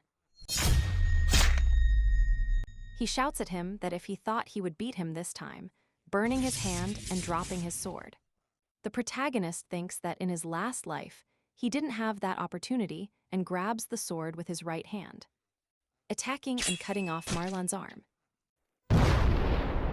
Marlon was still in the battle. The evil spirit was gone. The protagonist had cut off the spiritual connection, but he could still keep fighting. Marlon shouts at him that he will definitely break him into 1,000 pieces, and the protagonist cannot move. He had run out of mana. He was lost, but it was the chief commander. He saved him, and Marlon is frozen and temporarily locked up. The redhead asks him if he was Vincent Adenka, that she had heard a lot about him, but the protagonist was so injured that he couldn't speak. She was very proud of him. Today he saved many people. The protagonist loses consciousness. He transports himself to a room full of mirrors, where Julian is challenging him excessively, since because of him. He was about to die. Neither of them knows where they are. They suspect it could be Marlon's mind. They see a memory of him and the chief commander, stating that he has to try hard, that he should do the ritual right now. And the protagonist feels a sinister aura. There was nothing around him anymore, only darkness. The mother appears telling him if he couldn't die. He also manages to see his teacher, his friend, and Arslan, and Kajin's stab also reaches him. He remembers his life in prison. Young Arslan appears. "I will fight for my brother's honor, no matter how long it takes," and adult Arslan tells him. Arslan is Julian. But the protagonist cannot hear him. Arslan says again, "See you later, brother, in 500 years. The protagonist wakes up screaming. He wonders if Arslan came to visit him before he died. Wilson and Sari burst into tears. They were very happy that the protagonist woke up. And the protagonist thanks them for their concern. The commander regrets interrupting that moment. She is Urka Kevel, who came to ask the protagonist if he wanted to have a battle against the Simon family. This battle would be at the Friendship Exchange meeting, which is the beginning of martial arts.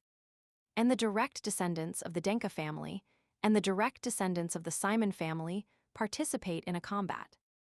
It is such a big event that the two family patriarchs come to see it, and this year it was decided that the friendship exchange will be in the Red Fortress. In other words, Vincent and someone from Simon will face off in the fortress. The protagonist wonders why they are calling him. She tells him that Marlon was going to face the Simon family, but now things have turned out this way. He was the only one from the Denka family who is the same age with similar skills. He will face the seventh son, Ganya Simon. He is a genius who can even hear the sound of the next attack. Neither public opinion nor Marlon himself thought they could have a chance to win. In fact, they don't have much confidence in the protagonist either. It is just to comply and for him to gain experience. But the protagonist says no, that would be against the principles of the Denka family. And the patriarch enters asking if he can assume responsibility for his words. And the protagonist promises definitely that he will win and return. He tells him that it is a good attitude and he cannot wait to see the result. The patriarch and Urka leave. He tells him that he will give Vincent a prize for his performance and saving his comrades, and that he himself will carve Vincent's name on the red tombstone. She cannot believe it. It is explained that in the fortress there is a giant monument with the names of the heroes of Adenka. Only those who achieved great things will leave their names on that red tombstone, and that they will see each other in 3 days. The protagonist thinks about the friendship exchange event. His mission is to surpass the Simon family. One day that family will have to be defeated by his sword. So this is a good opportunity to see at what level the Simon family is at that moment. But he asks if she knew anything about the sixth prince of the Simon family. She only knows that he is a prince who has a lot of potential, is praised by many, and that he has received a high-level education. He will have at least 3 completely mature stars. The protagonist concludes that after all, the power difference is immense, and that he cannot rest. First, he must move that body. Julian shouts at him to please take care of his body. The protagonist thinks he must mentally prepare to win, and an old friend arrives. It was Reven. He came to visit him because the work he gave him uncovered certain information. To start, he still knows nothing, but once he asked his father and he revealed the whole truth to him. Since he will be his successor someday, and that he should follow him. At that door, the Denka family didn't even have the chance to enter. It was the history of Denka that has not been revealed to the world. He found a book from the Gislis, but he will only be able to show it when he inherits his father's position. But he still has a long way to go. But the protagonist is extremely grateful since there were records from 500 years ago, and it is possible that there is also a record that reveals his innocence. And that Reven has been very helpful, and he thanks him again. And Reven still had something to give him. The blacksmith had a message for him. He discovered that it was impossible to make the sword he asked for, but with the bone he gave him, it is possible to make him a hammer. The protagonist thinks that if they had more bones, they could make a perfect sword, but since he doesn't have it, he asks him to say that he should make the bone hammer. They say goodbye, and the protagonist thanks him for coming to see him. Possibilities have opened up for the protagonist. That was the beginning. He should get stronger to face what is coming now. And that he has to win that confrontation against the sixth prince of Simon. Julian tells him that it is very complicated since Marlon has the lightning blessing, and even he couldn't beat him. But if he obtained the blessing of the giant king of lightning, he might have a chance. The protagonist thinks it is impossible to obtain it. Julian says he remembers seeing it when he showed it in his memories, and that a human's memory is quite foolish. But a god's memory could remember it, and he shows him the mana flow. Small interruption to tell you that if you are enjoying this type of content, please like it. And subscribe. Let's continue with the video. The protagonist gets excited, asks him why he didn't say it sooner. Julian believed that he could put his body at risk. Lightning mana is the most destructive of all elements. Furthermore, the flow of the thunder giant is the highest level among them. If he tried it now, his body would collapse, and he tells him he has to sleep at least 9 hours. He forbids him exercise, and if he doesn't take care of himself, he won't tell him anything about the mana flow. 3 days later, in the Red Fortress, the redhead tells the protagonist that all barracks will come to his ceremony. Since placing the name on the mural is something unique. All levels are present, those from level 2, level 3, level 4, level 5, level 6, and level 7 are present. All commanded by Vincent's brothers. Everyone looked great, but particularly the representative of the first class, Princess Hina. Just seeing her standing gave the protagonist goosebumps. And those from level 9 were also there, which makes Vincent very happy. And everyone is surprised, since the patriarch himself will carve the name. He tells everyone that he earned this recognition with pride and begins to carve the name with mana.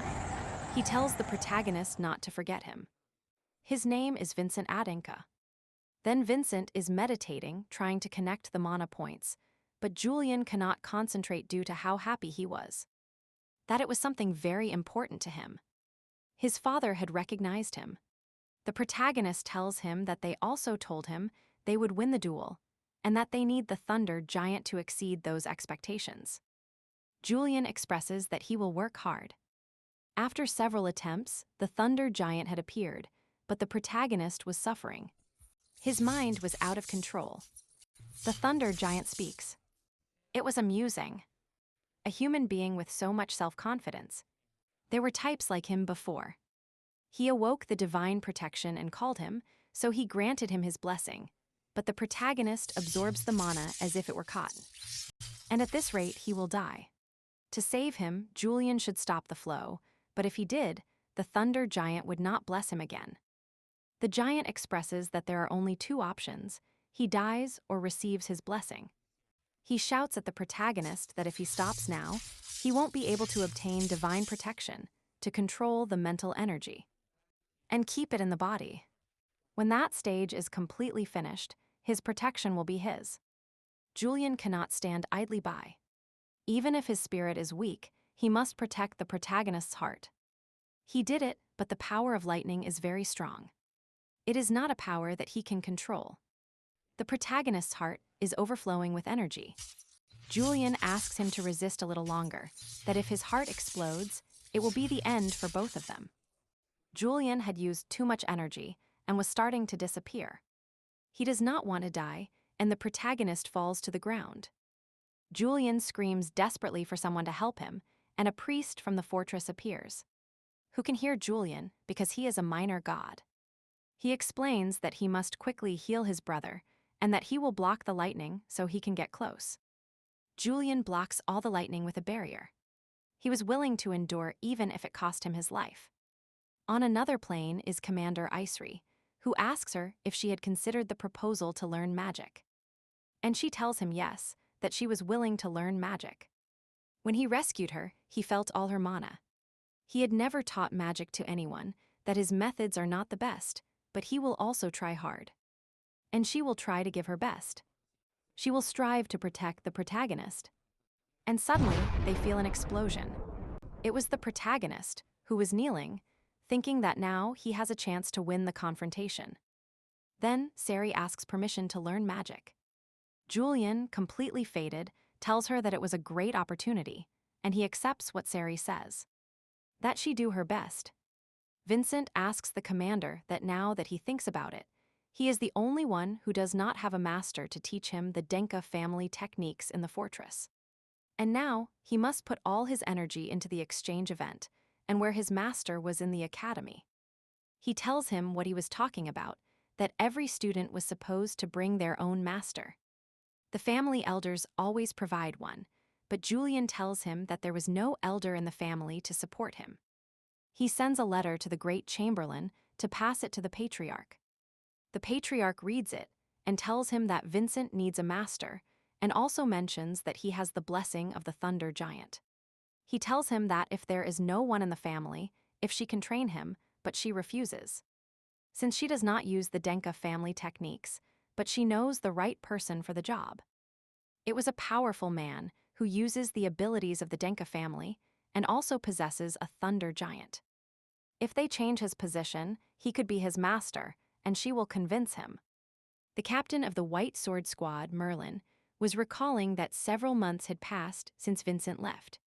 He wonders what he is doing, and the Great Chamberlain appears, who requested the meeting to offer him a new position in the Training Institute of the Red Fortress.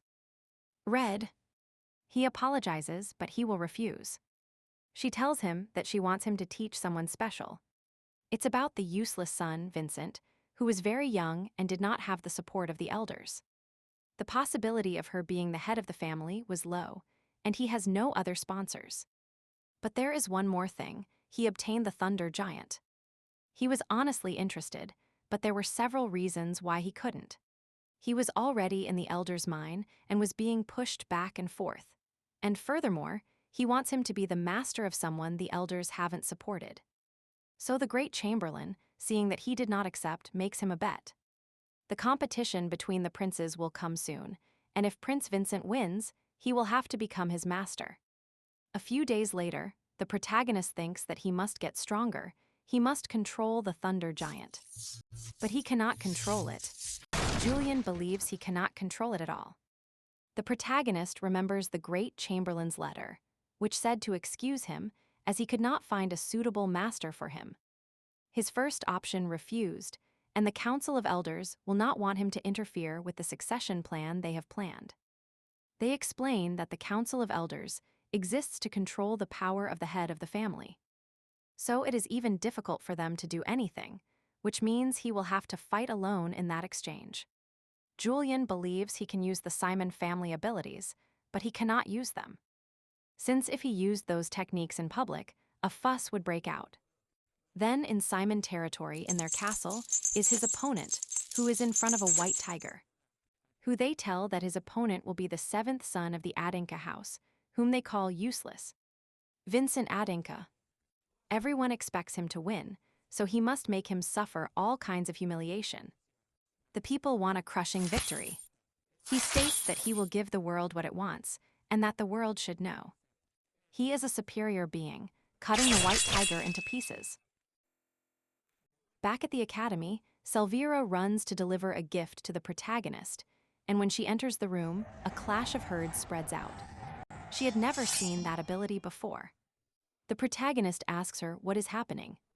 She shows him her gift. It was a recording of his opponent.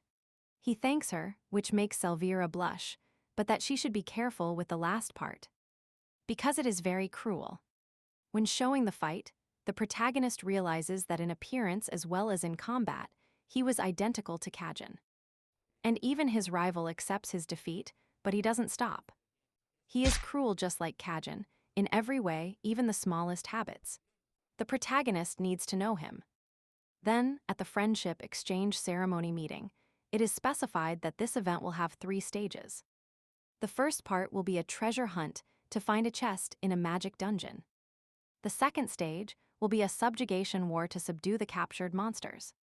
And finally, it will be a face-to-face confrontation, and that would be the last culminating event for the Friendship Exchange. The first thing they have to decide is to see which monsters will be at the first level. The commander proposes 2 suitable monsters for that level, but these guys propose 2 extremely strong monsters. That level 5 people would perfectly have problems. And why is he getting so excited? It was an event being held for the first time in many years, and that the audience would be thrilled by the difficulty. The 2 were about to fight, but the presenter will decide the issue by vote. To raise their hands, those who agreed with the entertainment. And everyone raises their hand, and by majority vote, prepare the giant beasts, the Furexua beast. The day before the event, the 2 are working, commenting that all the mages were colluding.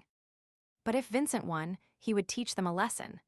She thinks she misheard, reminding him that the probability of Vincent winning is 10%. But even if that were the case, both believed in the protagonist. On the day of the Friendship Exchange, all the reporters think that if he was Marlon's substitute, that even for the inferior Denka family, it was a shame. And the Prince of the Simons family also arrives, who is delighted to meet Vincent. The protagonist greets him, and he was also delighted to meet him. Vincent thinks it wasn't so bad, but there was something strange. It was that sinister smile. The Prince of Simons asks him to please show him what his family is capable of doing. That comment puts the Denka family down, but the protagonist replies that he hopes he can also show his abilities. Everyone is surprised. The protagonist was not letting himself be intimidated. He was only thinking about winning. On the friendship exchange stage, everyone was excited. Most supported Prince Simon. They explained that door number 1 was about to start. At door number 1, the treasure hunt would take place, where the 2 participants would enter a space created by magic arts, where they must find a box like that one. However, there is a magic spell in that space, which generates monsters, and inside as a guardian will be the giant Furuksua. The 2 participants can choose 2 9th grade cadets, who will accompany them in the trial. The redhead tells him that he absolutely has to choose Selvira, that she was the best, but the protagonist has other plans. And he chooses Chizan and Cadet Harmon. All those present are astonished, since both cadets had the lowest score in the 9th grade. The stadium fills with negative comments. They think he will use that as an excuse for his defeat. But on the contrary, he had chosen them to avoid giving Simon an excuse. And the second one had a plan thanks to Selvira, and Prince Simon's will go for excellence. Will he choose the first and second best qualified cadets? The protagonist knows it.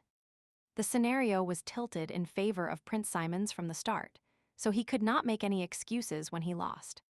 The mage does not understand what the protagonist intends, and the first stage, the treasure hunt, had begun.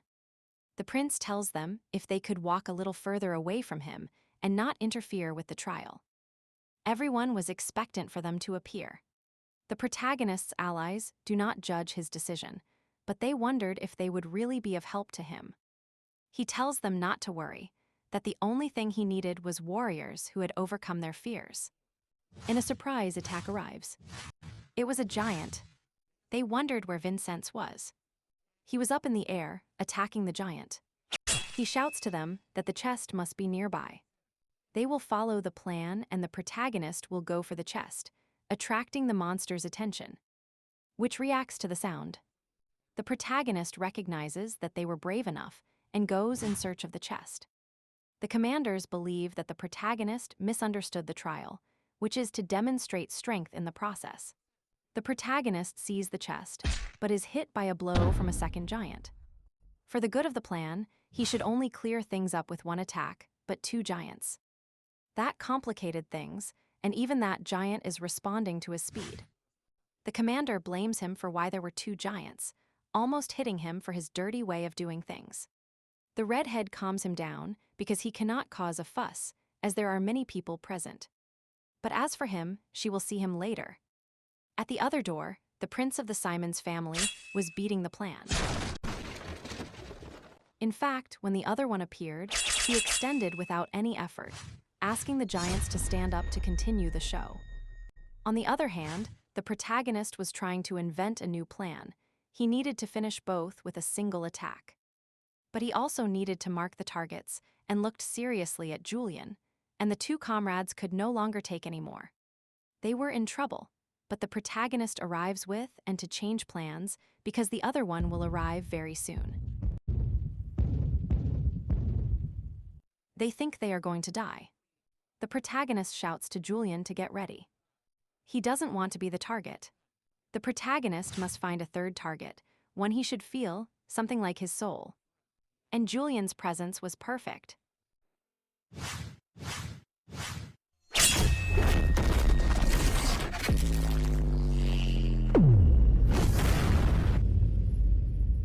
Two giants defeated with a single blow. The protagonist had put on quite a show. Julian blames him for what happened. They ask the protagonist who he was talking to, but it was nothing. He thanks them for their effort. And finally, the protagonist breaks the portal and the entire dungeon. The mage shouts that it was ridiculous, that they should disqualify him. But the redhead tells him that there was no rule prohibiting that, and as leader of the mages' meeting, he should be neutral, and asks him if he wasn't very angry about such a situation.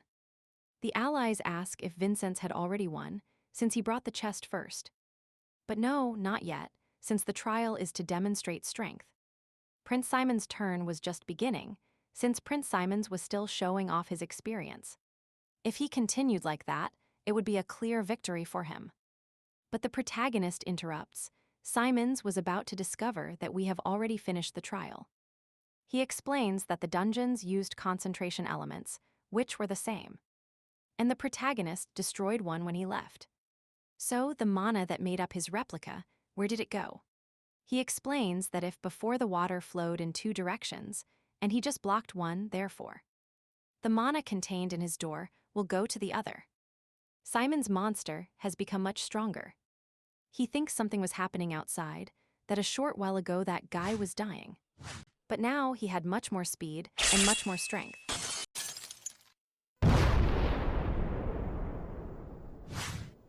He was in danger, he had to get up, and Salvira springs into action making noise so the monster would be distracted. But unfortunately for him, the second giant appears, and Gaston with a murderous look repeats how dare he. With a single blow he had killed both giants. But he repeats again how dare he ruin his plans. He will never forgive him. Leaving the Simon dungeon, he believes that the door was successfully completed. He found the chest. And in the end, he left a good impression. No matter how bad he was, he is better than Vincent. The protagonist tells him that he is a little late. That, judging by his face, he must have quite liked his gift. He realizes that the fuss with the giants was all a plan by the protagonist. He has been playing in his hands since the beginning of the portal. He accepts his defeat. He thinks he underestimated him. But now it will be different. He is starting to see him as a true friend. And in the end, the winner of that trial is Cadet Vincent's Adinka. Salvira is walking down the hall and is happy that Vincent won, and Prince Simons arrives. He tells her that he regretted not thanking her, that thanks to her, he was saved from a good blow. And he shakes her hand. Salvira doesn't know why, but she feels a strange, sinister sensation in that hand, but she shakes it anyway. And the prince leaves without saying anything else, and with a sinister look says goodbye to Cadet Salvira. In the forest outside the castle, Sari is training, and Wilson was looking for her to deliver food. And clothes. He tells her that young Vincent won. She was outside to sign a contract with the spirits, and they hear Voss crying for help. She wonders whose voice that was. At the academy, they were celebrating the protagonist's first victory with apple juice. The protagonist tells her that thanks to her, he was able to win, since if Gaston hadn't helped, he wouldn't have been able to stand out. And when they bumped fists, the protagonist realizes that Salvira had the Simon chain ceremony. He asks her if she had any contact with Gaston. She tells him that she recently shook hands with him. The protagonist curses Prince Simons. He had cast an art that restricted the opponent's mana and gradually led him to death. He asks Salvira to train with him every morning. She accepts. He tells Julian that he cannot tell her anything about the curse, since if he tells her, he might kill her. Using this type was unforgivable. It had nothing to do with the competition. She apologizes for being late and asks if she looks good. The protagonist asks her why she dressed up to train. Julian thinks that the protagonist was a eunuch in his past life, that clearly she liked him. But the protagonist thinks that he is 35 years old, and she is about 14.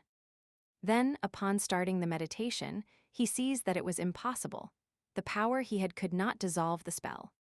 It was stronger than he thought, and if he breaks it, Salvira's heart could explode. But if everything continues like this, she will die in 3 days. He thinks what he is about to say will sound very cold, but the event was in 3 days. He should not concentrate more on the competition, but the protagonist states that the life of comrades is much more important than all things. And he tells Salvira that this was all for him. He understands very well the pain Salvira will feel. Since in his old life he went through the same thing, and just behind them, Salvira collapses unconscious. She had fallen into bed, they didn't know what she had, and she would have to be transferred to the capital as soon as possible. But the protagonist knows that they won't be able to do anything there either, and that there was only one alternative. He had to find the sacrifice used in Gaston's ceremony. He shouts that in this life he will not lose any comrade, and in the forest he finds Sari. He tells her that he was looking for a sacrifice. And most likely it would be a spirit. He is in a hurry, so he continues, but Sari tells him that she could be of help this time. She hears a spirit asking for help on that cliff. Sari finds the spirit, which had a chain. The scene was too cruel for her. She asks him if there was any way to help him, but it was a pity. There was none. The best thing would be to give him a quick death, but she refuses. He thinks there is still a way out. Isri manages to free him. The protagonist was very proud of her, and suddenly an attack appears. It was Gaston. He tells him that he is interrupting his ritual and will need a big excuse to interrupt it. Since he is committing a diplomatic error with the Simon family, and if he lets the spirit go now, he will let it pass. The protagonist shouts at him that he was trying to kill Selvira. What kind of tradition was that? Gaston expresses that then he already knew everything, that since he knows, sometimes people were attributed to having an innate character. People like him or Vincent were born with a destiny, and there were also different people. Completely different from them. And anyone who dares to cross that line deserves to be punished. And since he was already his friend, who is at the same level, he thinks he should understand.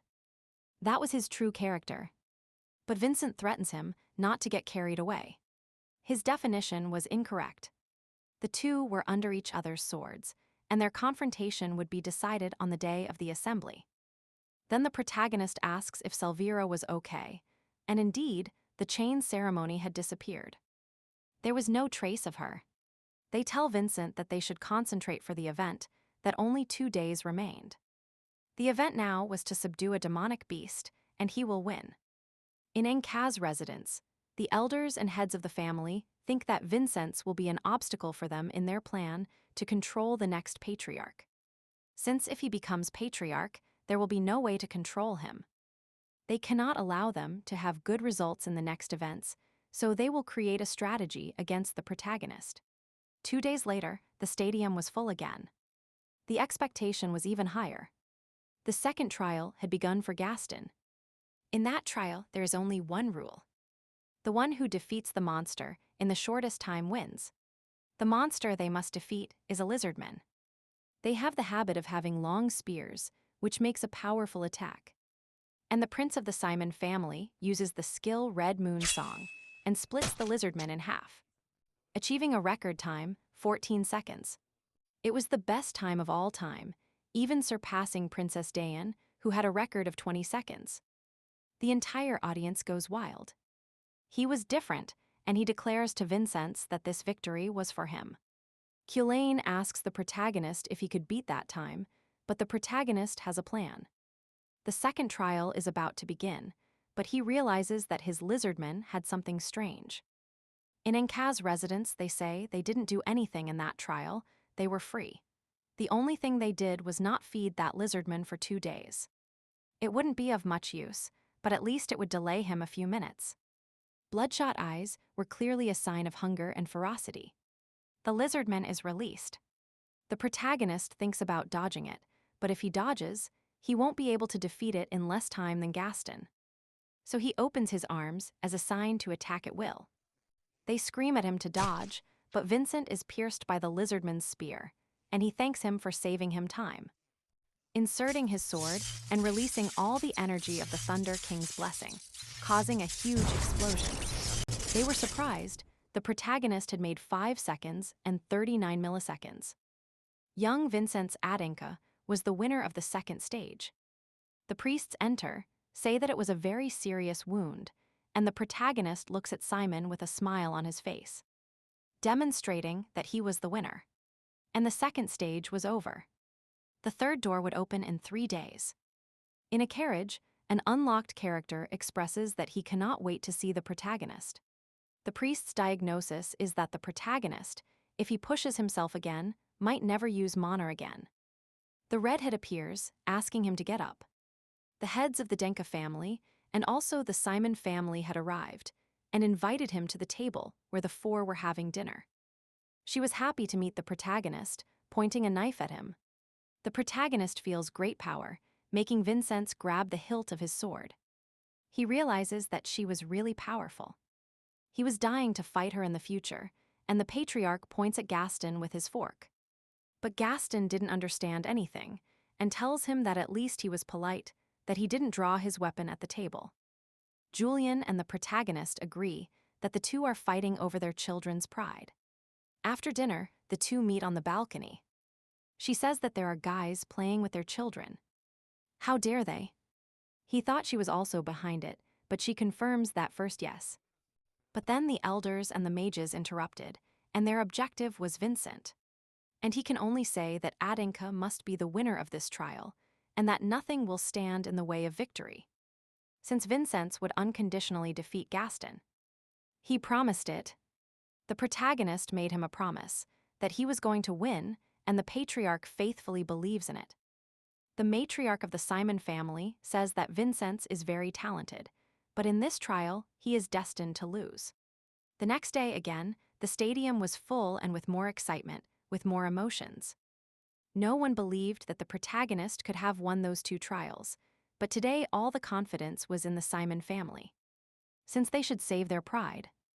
Everything was ready. The end of the friendship exchange meeting. The battle of the third door. The two clash swords. The long-awaited battle begins.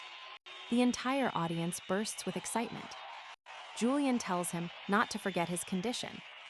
He affirms that he knows it, and that a heart can withstand at least one attack. One attack must land in this trial. He will take advantage of Gaston's weakness and win the combat in a single blow, and in that battle, he will use the Thunder Giant. The protagonist attacks Julian, but Julian completely dissipates the protagonist's attack. Vincent thinks it was impossible. That red mana he cannot forget, even if he tried, his mind wouldn't let him. That was Kajin's mana that brought him the final defeat. The mana that burns life as fuel, and Julian launches the attack. The protagonist tries to defend himself, but fresh blood comes out of his body. He had pierced his guard. He realizes that that ability was even better than the one Kajin had. It surpassed it in strength and speed. Kajin attacks with everything again.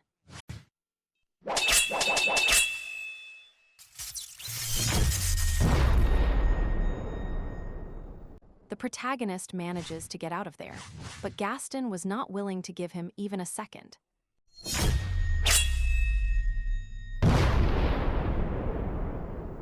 He laughs since he is sure of his victory.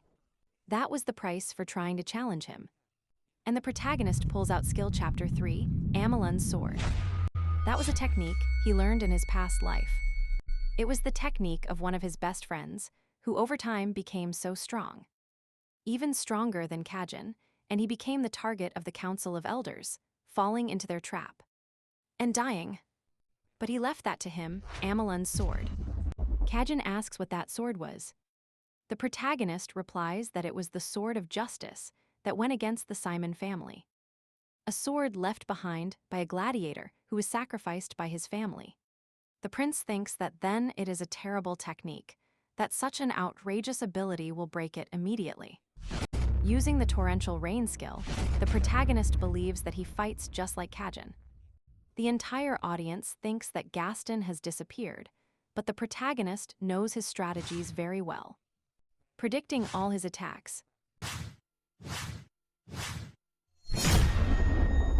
Gaston cannot believe it.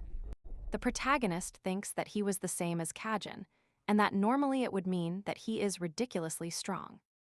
But it is different for him, because the person who knows Kajin's sword best is him. The two launch the attack, and the protagonist breaks Kajin's sword. Many think that Vincent won, but it hasn't been determined yet. He was not the only one with a trump card. Kajin uses the protective swordsman of Kezak's sword god.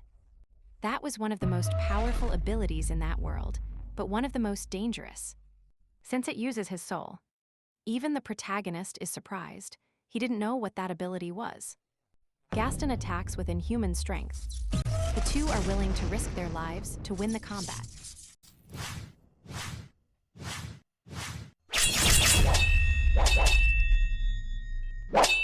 The protagonist's sword breaks, but he manages to connect a punch with the lightning ability. Both have reached their limit, The victory will be decided by a single blow. The two use their best ability, achieving an explosion between the two attacks. But that was the protagonist's plan. Using the smoke to cover himself, he jumps on Gaston and shouts at him to look closely. From that moment on, they are the losers. And the winner of the third door is Vincent's Adinka. And Vincent shouts, finally he won. The elders couldn't believe it, and the great chamberlain tells him that he lost the bet. At the end of the competition, which Vincent of the Denka family won, he fainted and wonders if he was not in the fortress.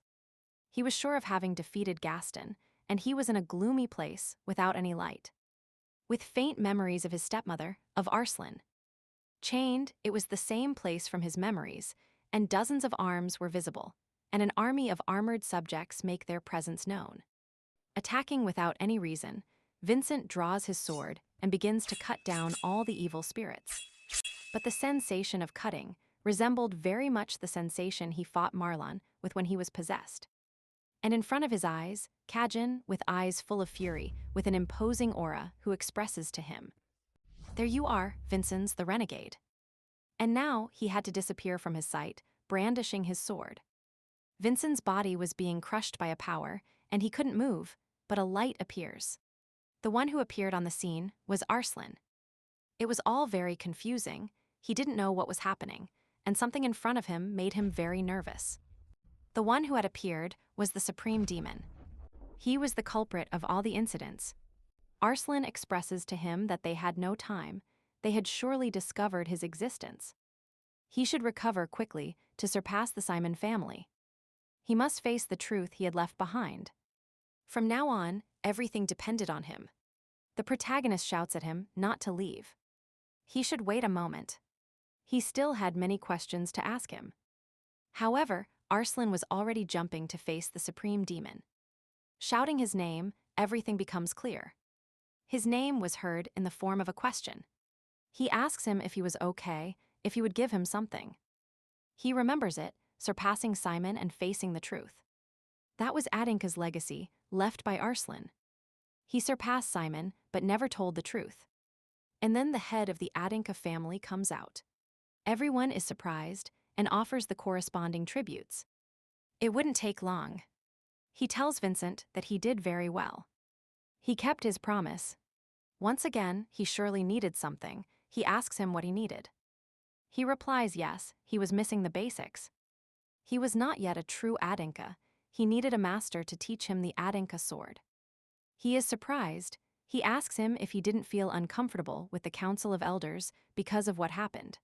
He accepts it, but today he defeated Simon and got one step closer to the mission. And if the family still opposes him having a master, he had no choice but to consider the Council of Elders an annoyance. He smiles. He would do it too. He had to follow him. Upon entering the room, he sees them. It was his teacher, and it had been a long time since he saw her. And he was. Merlin, wasn't it? Upon remembering that scene, he is happy. He truly, really remembered him. They introduce him. He was the possessor of the Thunder Giant. He was an 8-star expert. They thought he would be the best teacher for him. He takes charge of the conversation to formally introduce himself. He was the head of the White Sword Division, belonging to the current Dragon Division. And he is also a Falker. He is surprised. Merlin said he was a Falker. He had Arslan's true nature. In another scene, in the Simon family, the head of the family was reprimanding Gaston. Vincent had seen his every move, because he lost his temper and let his emotions get the better of him. In the end, he marked his own path of shame. Gaston apologizes. She, grabbing him by the hair, tells him that it was okay. He needed to learn a lot from that defeat. However, if he repeated the same mistakes personally, she would cut his tendons. He, with a smile, tells her that he will keep it in mind. An array of energy runs through his body. He understood that he was angry about the defeat, but from now on, he is his mother's superior. He should not get carried away, ancestor. The evil energy says, "Even though you were here, Dave the useless one." Returning to the academy, Merlin affirms his last name. Was it Falker? Did he have a problem with that? He tells her no, Sir Merlin. On the contrary, he was more important than she thought. The Great Chamberlain clarifies that the Falker family was one of the swordsman families that had followed the Denka family the longest. It is an ordinary family, not particularly low or high. Vincent accepts, but in his mind he didn't understand it. What was happening? Clearly Falker changed his name to Denka. Why did the Falkers exist separately? They clarify that he had already been registered as a master, so from tomorrow he could be his master. When they meet again, he will be his disciple. He should apologize for his rudeness, but he had to understand. His father asks him to work very hard. It had to be that way, because you never know when they will cross his path again. Showing the family elders' table, they were agitated. Finally, what they feared most had happened. Vincent had become a hero who defeated Simon. There were no reasons to stop his growth. They ask Elder Tylovan how he will take responsibility. He was ashamed of himself. The growth of that child had exceeded his expectations. But all the elders blame him and hold him responsible for what happened. If that continued, they would abandon him, so he had to think of a plan. From the mage's castle, they ask him why he was doing that. The head of the family replies that that is what she wanted to know. Why did the mages start doing what they did in the competition? Stuttering. Does she think he only did it to have the Simon family's victory? Angry, she hits the wall. In the end, victory never came into Simon's hands. Politicians, conspiracies, she hated all that. Thanks to that, she has never been able to win a battle against Khan. They were linked to the magic tower. She never belonged anywhere. She will do whatever it takes for Simon's honor, but her family's great elder could not do anything on his own. So he had to stay calm for now. Upon leaving, she reprimands Tilaban. What was happening? What had happened? They had to calm down. Now that Khan and Valkyria were there, they couldn't do anything. Besides, they didn't count on Vincent having those abilities, but it wasn't an excuse. Not only the Elder Council would turn against them, but him, referring to a being more powerful than everyone. So they had to take care of Vincent. Vincent, for his part, feels a sword approaching. Drawing that sword, he asks who it was. He was sure he was sleeping, and upon looking closely, it was Sir Merlin. With a cold voice, he states that it was already past 12 at night. That means I should call him master. He had good reflexes, but no sense of observation. He is surprised it was a magic dungeon. If he passed the training with him, he could let him go. Until then, he was forbidden to escape with that strange sword. He will destroy and fix his mentality. His traits and principles were wrong. He asks what he was referring to. He did not completely understand his power. That was a big problem when it came to the Denka sword. That was a special magic pendant. If someone besides him touched it, it destroys itself. If he destroyed it, he would pass the techniques to Denka. Vincent believes he must grow up quickly.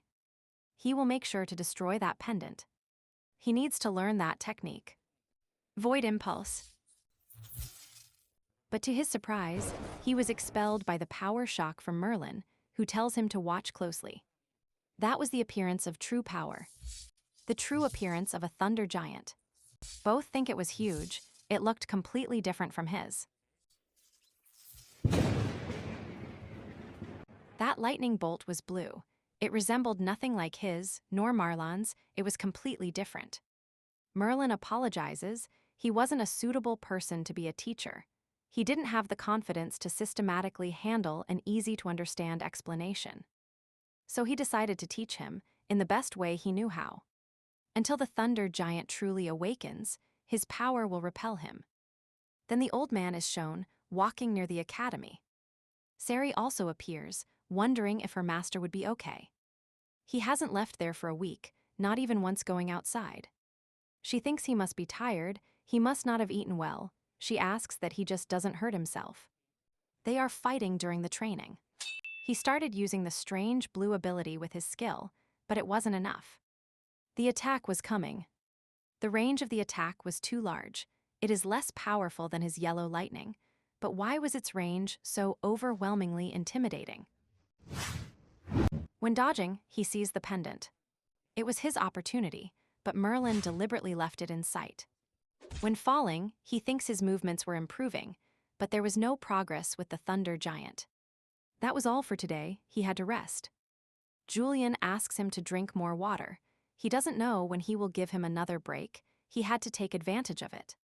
The protagonist thinks that even when he controls his power as much as he cannot increase his range like that. He couldn't reach that blue lightning. There was a difference in the two figures, but he didn't understand why.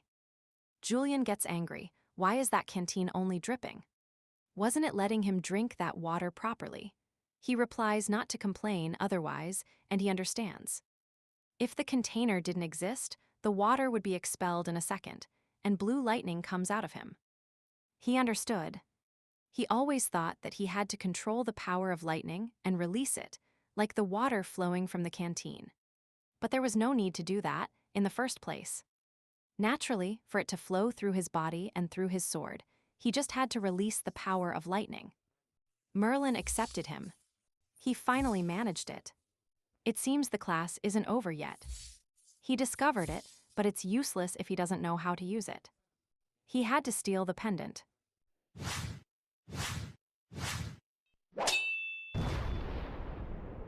Merlin recognizes that technique when he sees it. Sword of Chaos. He stops him. Riles and he have known each other for a long time. His techniques wouldn't work against him. He is surprised. He broke the technique. It was dangerous, but seeing his face, he sees his scar. It was deep and old. It's a war wound, pain, fear, misfortune, defeat, like someone who lived without an arm. He knows that was definitely a great burden. Attacking him at that point, creating an opening and reaching the pendant. Merlin asks, did he perhaps aim for his scar? For a 14-year-old boy, he had a lot of experience. He passed the trial. He accepts. He will teach him Denka swordsmanship. He should look forward to it. It will be more painful than the training right now. A few days later, they were calmly talking, and Sari passes him a letter. It was a mission for a cadet. Specifically for him. It wasn't common, but the requester was an elder of the Adinkas. The friends believe he must have help, so they will be present. With cold looks, they remain silent. Merlin asks him why he wanted to go alone. The commander tells him that it was his first solo mission. It was dangerous. Vincent believes that it was precisely because it was a dangerous mission. An elder openly requested him for that mission.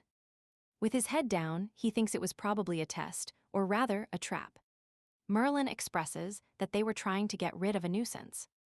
It was dangerous for him to be alone. He interrupts them. It was his battle. To win, he needed to overcome this trap with pride.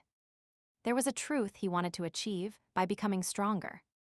In the process, he had no choice but to fall into the power struggle against those surrounding him. So he had to take care of it. He was also a Denka.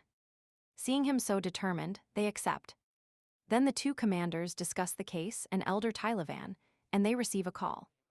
There were big problems. Right now, at the academy gate, they were being attacked. The hooded man tells his master that he must follow formal procedures, and he doesn't care. He was only there to talk for a moment. He shouts to everyone he wants to see Vincenz. Seeing that they only wanted to stop him, he performs his spear-throwing technique.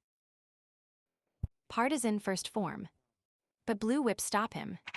He couldn't move his body. They confirmed his identity by his spear-throwing ability, Young Master Raven. The hooded man tries to help him, but they tell him that if he moves, they will cut his throat. They were the ones in charge. They had to explain their presence. The boy breaks the whips, astonishing the commander, and asks her for a favor. They must accept him as a cadet of their fortress. Changing scene, in the forest Raven was going towards Vincenzo's carriage. Julian tells him that this mission was too easy. It seemed like the old man surely had a trap. At first glance, he knows that if killing a goblin is easy, he shouldn't let his guard down. Goblins are creatures that live in groups, although they are extremely weak when alone. They hunt intelligently due to their numerical advantage, but that guy was wandering alone. He still doesn't know why he separated from his group. One option is that he is so strong he doesn't need allies, or the other is that he ate his entire tribe. So they must be careful. The report said it was around that place.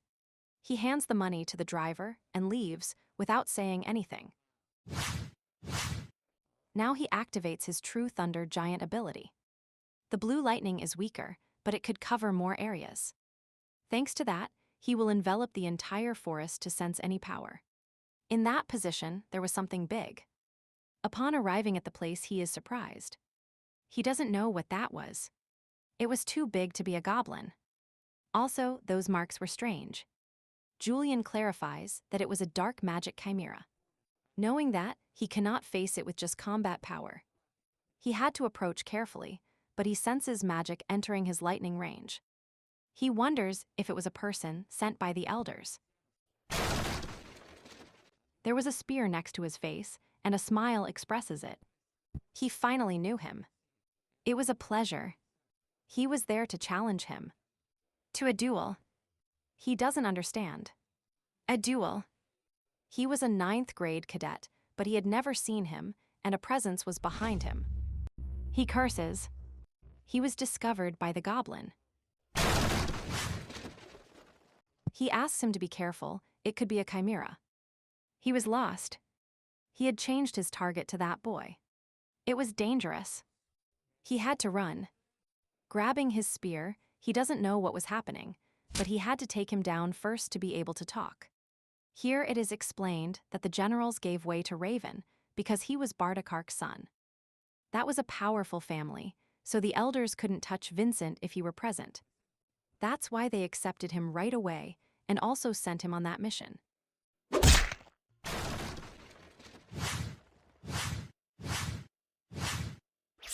And the protagonist wonders who that boy was. He was too strong for his age. Gaston and he were at the same level in martial arts. Spear blessing, which pierces everything. First form.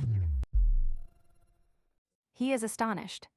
The limb he cut was growing back again. That was not normal. He had to get out of there. He was about to receive the impact. However, threads were tied to the goblin. He finally expresses that he found him.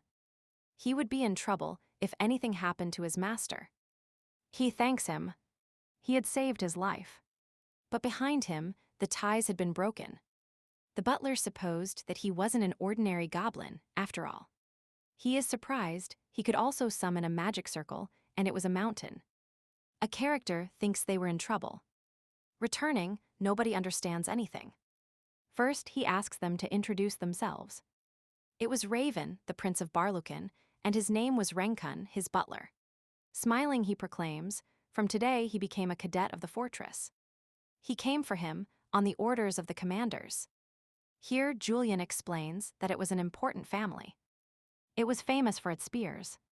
That family was on par with Simon and Adinka at the level of masters. That wasn't all. In that family, there was only one son. That is, that boy was the only heir of Barlucan. He also tries to convince him it would be a good idea for him to accompany them. If he traveled with Raven, the assembly of elders couldn't attack him just like that. And they were also strong warriors. He would be a great reinforcement for them. Vincent accepts and should thank the commanders. The butler also asks him for an explanation.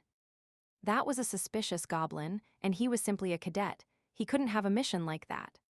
He also endangered his lord, so they will withdraw from the academy. But Raven interrupts, who cares about that now? He asks for a duel. He had seen the friendship exchange. His heart had burned with excitement. He will become stronger with him. He asks to face him. The protagonist was intrigued. He was honest, strong, eager to win. He liked him, but he refused. At that moment, he was on a mission. Capturing the goblin was the most important thing for him. Although Raven threw a big tantrum, Vincent refused and denied. He had no intention for now until the goblin was captured. Raven understands him. So, if he captured the goblin, he was going to fight him. This is how Raven and Vincent formed an alliance. The butler realizes what Vincent was plotting. He was very intelligent at his young age. He couldn't do anything, so he just had to obey his master's orders. Already eating, he tells them what he knows. He thinks the goblin they saw was a chimera. The three agreed on that, and Vincent senses a familiar smell. It was the same damp smell that came from Simon's underground dungeon. It was him getting in his way and asking who he belonged to. And asking who he was. He shouts his name in worry, grabbing him. He demands who was paying him to do those jobs. But evil energy comes out of his body. It was a mana phenomenon. All his power was about to explode. He warns everyone that it was going to explode soon. They notice nothing strange. Then he realizes. He was the only one who could perceive the intense mana flow. It was dangerous. They should all move away. He curses. It was too strong. The butler wonders how he didn't feel that explosion before it happened. He doesn't know who could have done that, but the first thing was to protect his master. Red prevents him from saving Vincent's too, however he couldn't, and prayed that his barrier would withstand such a large explosion. But before the explosion arrived, it was stopped completely. What was happening? Master Vincent was engulfed by the explosion. He saw it with his own eyes. He wonders if perhaps that strange black sword could control that. Then Vincent thinks it had been dangerous. He was about to be caught up in the explosion. Julian expresses he used Kezak's sword 3 times. Luckily, he didn't have a heart attack, but his mana circle was completely disordered. He asks him if he was okay. He replies yes, he had just made a lot of effort and was exhausted. He needed to meditate. He asks both of them for a healing spell. They are surprised. Did he really believe in them? They only met today, and if they had bad intentions, they could hurt him, but according to his perception. They couldn't be bad people. After creating these spells, Raven asks what that was, how it was possible that Vincent was okay. He asks him if he too would have been capable of doing something like that. He doesn't know for sure. He had disposed of the explosion himself. He thinks that with his ability, he doesn't even know if he could be 100% effective, but he had many unknowns. Above all, he is the subject who vanished, even though he was dead. Raven only has one thing clear: Vincent was great, he was dying to face him. Later that night, Vincent goes out. Upon leaving, Raven was sleeping. To Clannon, the energy they felt in the afternoon, there was no doubt that it was their power. But no one else noticed. The movements of the elders and the Simon family do not seem to be mere coincidences. And if so, he was omitting something bigger that he didn't know. And the monk had a question for him, showing his ability. He knew that man was going to explode, and had the ability to escape with his protection spell. So why didn't he escape? He replies that at the inn's restaurant, it wasn't just them, but there were civilians. There were also women holding small children, he understands. So he prioritized the safety of others over his purposes. Not everyone would act like him. He now considered the Denka family as the fairest sword. Bowing, he shows him his respect and will withdraw from the ambition of subjugation. For this time, Vincent doesn't understand. Mission. Mission. In another plane, this guy appears, expressing that they were making too much noise. They should wait a little. He will let them go, that he will eat a part of Vincent Zadinka. And for dessert, the legitimate son of Berlukin too. The next day, Raven was singing.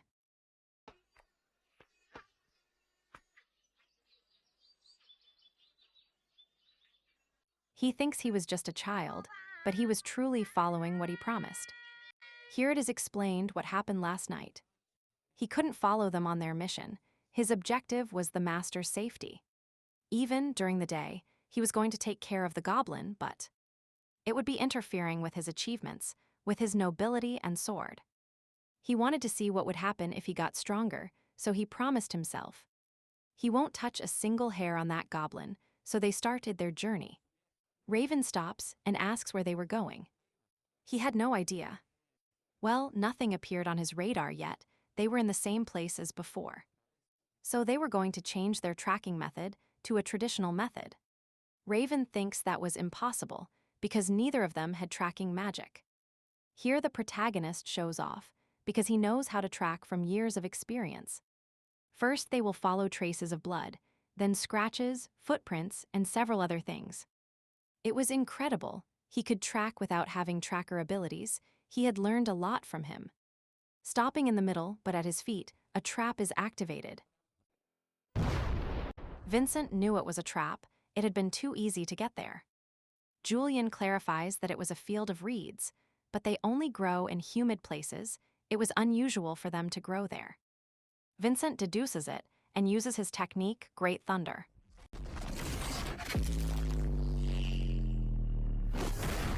So they had noticed his magic trap. They seemed to be smart kids.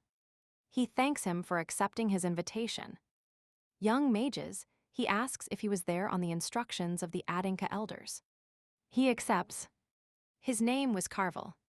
He received an assignment. He will receive 100 million coins if he kills them. Revealing that was a sign that they didn't want to capture him, but murder him.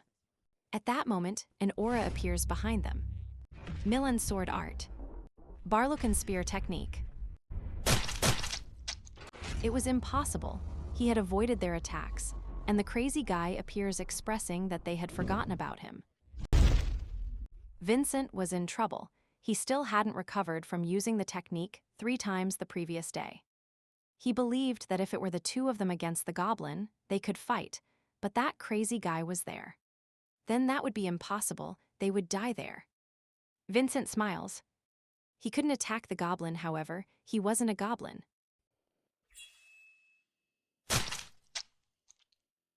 He had been hiding his presence, but Vincent had discovered him. He just thought there was no way his butler would leave him alone. He laughs and apologizes. He was only going to take care of the bully, who was a threat to the prince. But the body had disappeared. Only his clothes remained, he expresses. Now he remembered the name. Sir Kun had heard it. A threat assassin. He shouts it. Not only that, he was the king of assassins. Circum. Raven doesn't know what he was saying. Circum affirms. It seems his name was still heard. But if he knows it, why hasn't he escaped that place yet? Shouting, he expresses, there was a change of plans. With their bodies, he was going to create the perfect chimera. Diagonal it couldn't be, he had stopped him. That technique was strange. It was as if it denied magic. In the other battle, the crazy guy asks him not to exaggerate. His specialty was killing, not a frontal confrontation. Instead, he had a unique ability, that he could control every being with his power. He asks him if he was okay. He replies yes, but Raven's thoughts were correct. Those scales were from the Aeons. The Aeons were human races similar to dragons, but they were extinct. Although their appearance was human, over time they manifested extremely resistant scales against magic. Like a true dragon, he curses his goblin. He shouldn't have attacked to the extreme. He should be more careful. Stupid goblin. Feeling a small revelation, he hits him. If he dared to do it again, he would remove the AIN and eliminate him completely. Upon hearing that, Vincent had a plan, and in front of him there was no one left. He thinks they had escaped, but whips were stalking him. Managing to barely dodge it, it was that damn guy again, and above him a spear was rising. It worries him. It was a technique that would follow him until it found its target, but against the aim scales. It was insignificant. In the end, his effort was useless. 1 Denka Sword, 2nd chapter. Dodging, he accepts that it was a good attack, but it still hadn't changed the fact that they were at a disadvantage. He orders the chimera to reduce them to dust, but Vincent Express was not mistaken. From the beginning, it wasn't him he attacked. He had only aimed for the goblin's control.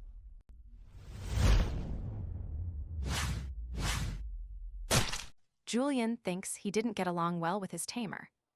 The protagonist refutes her. That person was not a tamer, nor anything like that. A true tamer has a special bond with beasts.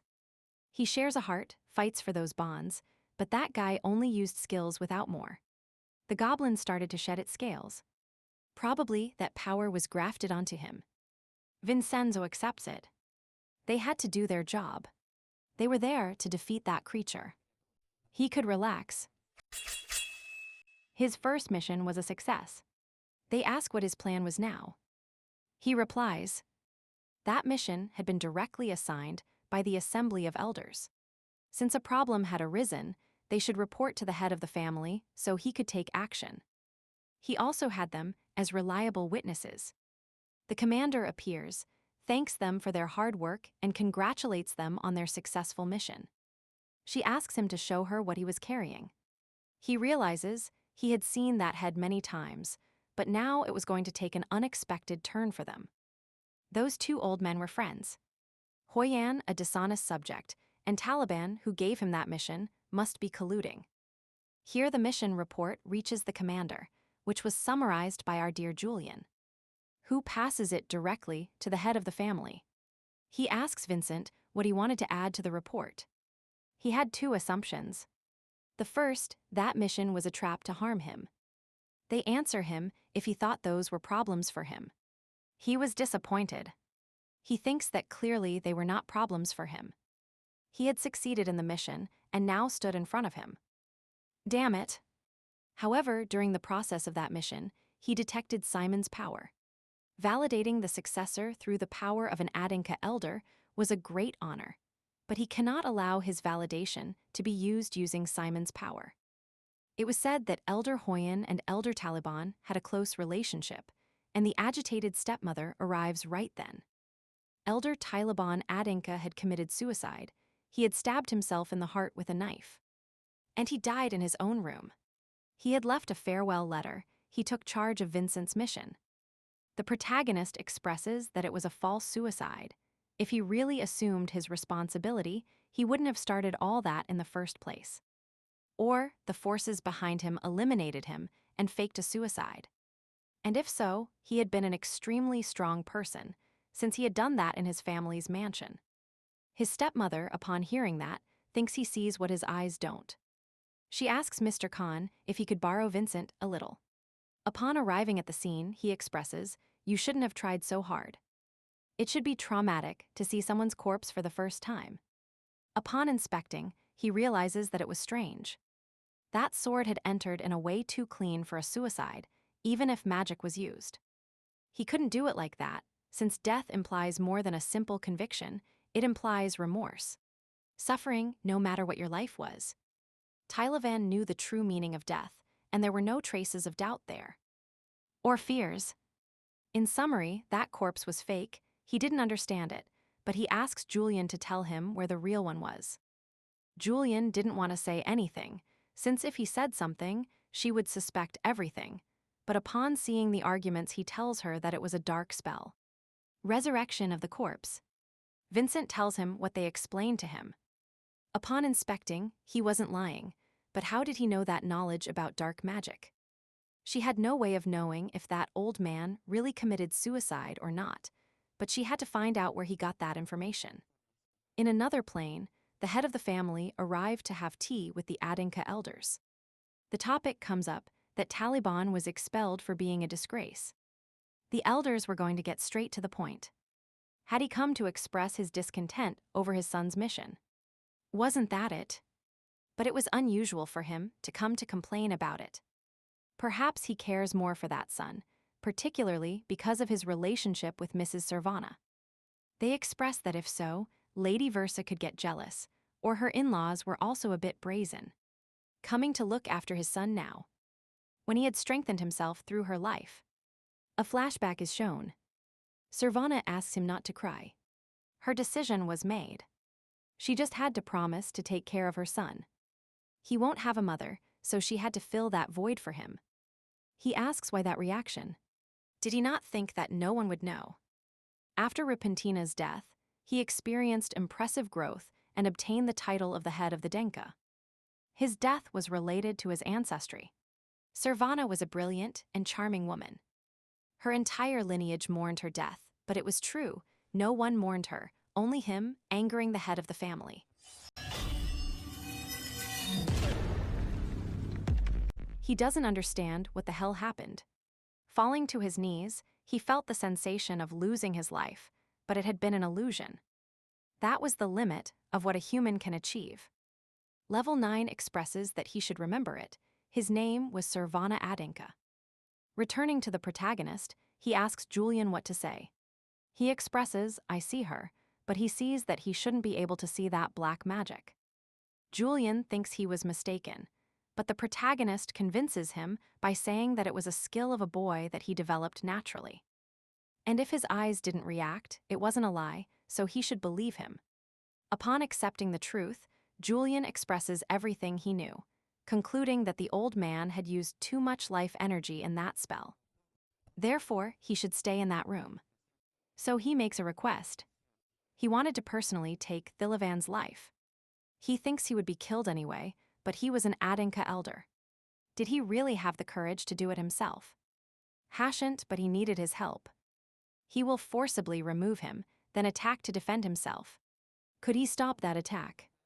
He accepts. He could trust her.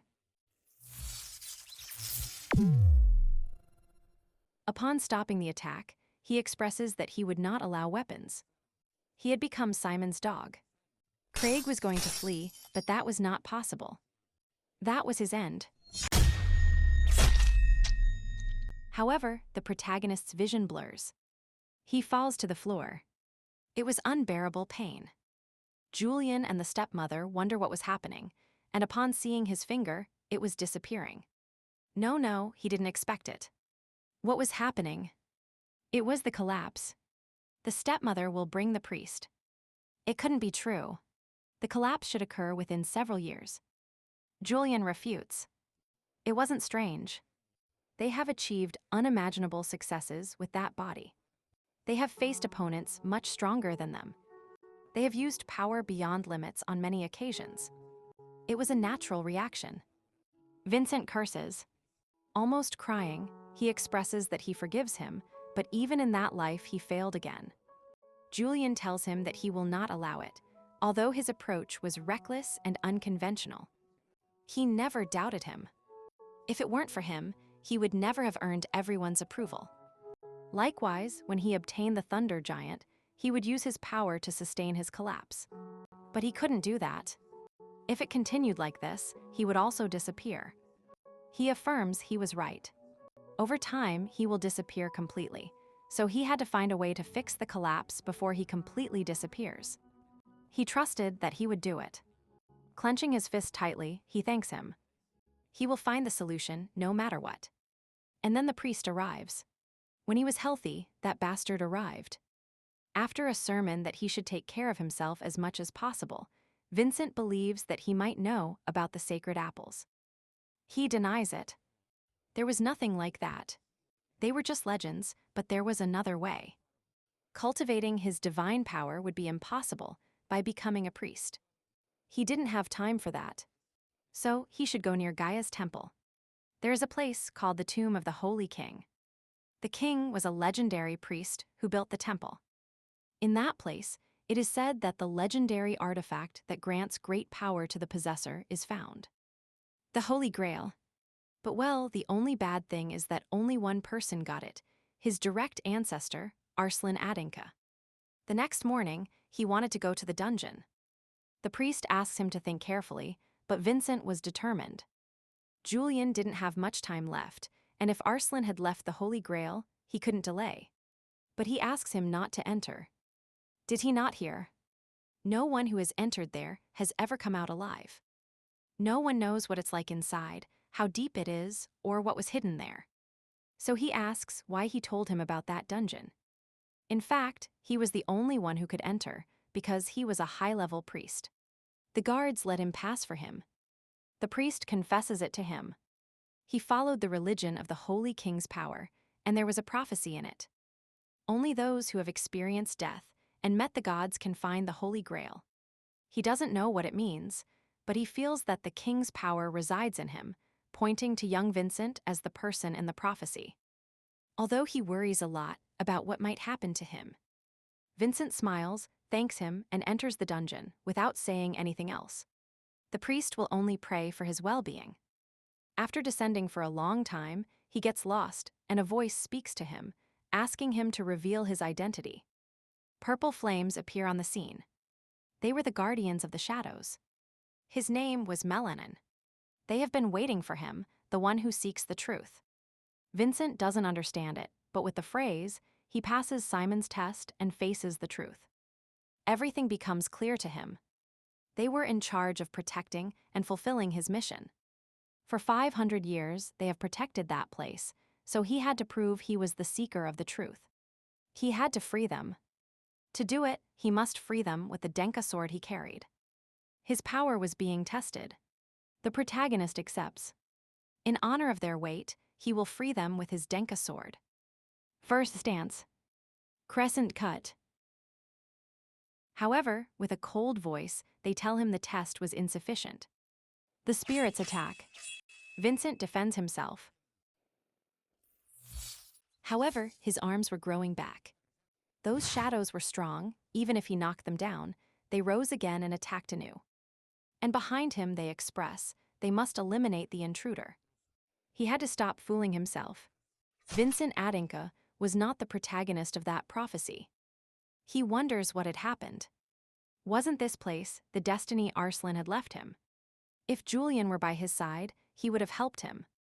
As he thought, he couldn't do things alone. He wonders if perhaps he wasn't enough as a person. All the spirits were heading towards him. His gaze was already lost. With blood in his mouth, it was his end. They tell him they were the guardians of the prophecy that the Holy King had left. They could use absolute force, if necessary, to protect the prophecy. Likewise, they hoped he would defeat them, but no. It meant he was only an intruder, one who doesn't see the truth, nor has experienced death. Vincent understands. The prophecy consisted of 2 parts. They were going to murder him, but his power manifests. It was Simon's aura, Red Moon. He accepts. From the beginning, the name he should prove was wrong. It wasn't Vincent's name, but that of one who has experienced death. That test wasn't for him, it was for David Simon. He has overcome death and arrived there. He had to guide him towards the Holy King's chalice. They breathe a sigh of relief. They were finally freed. Upon entering the room, he finds the tombstone. The Holy King makes his presence known. He was there on Arslan's orders. He passes him the chalice. His role was over. Now he had to rest.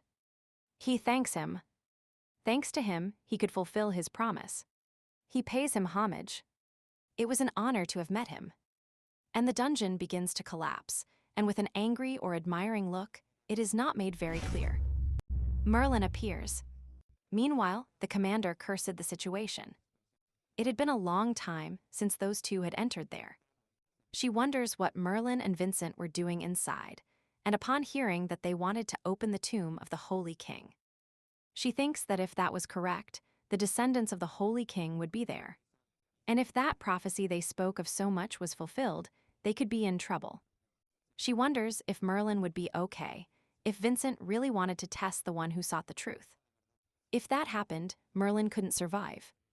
Vincent believes that Falker is the ancient name of Arslan's family lineage, and it was strange that his name survived until now. So he asks him what the truth of the Falker's story was. Merlin says that in some families belonging to Denka, there is a prophecy passed down from generation to generation. It is like their inherited mission from Arslan's founder, which stated, the descendants of Falker must sacrifice themselves in the king's tomb for the well-being of Denka. Vincent doesn't understand. Did he say sacrifice himself for him?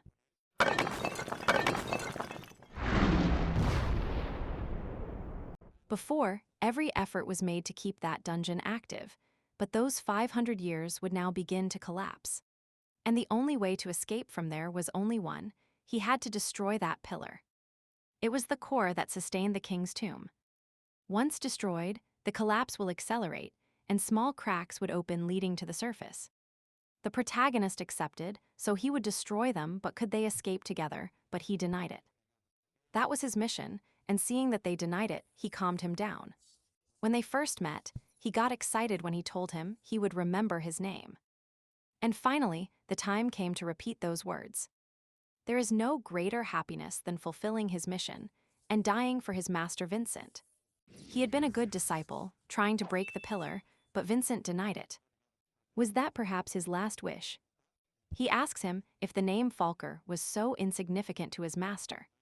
He knew Arslan, and he would never try to achieve his goals by sacrificing someone else. Arslan was an innocent child.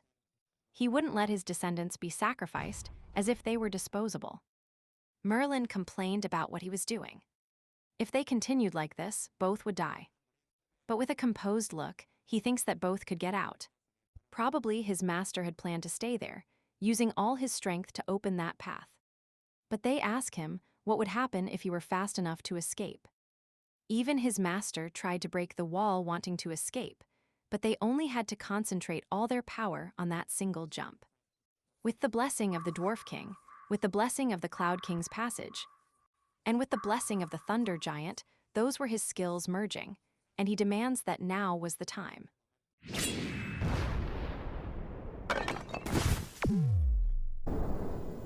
Vincent saw the light, it was the exit, just a little more, just a little, but he thinks he was completely exhausted.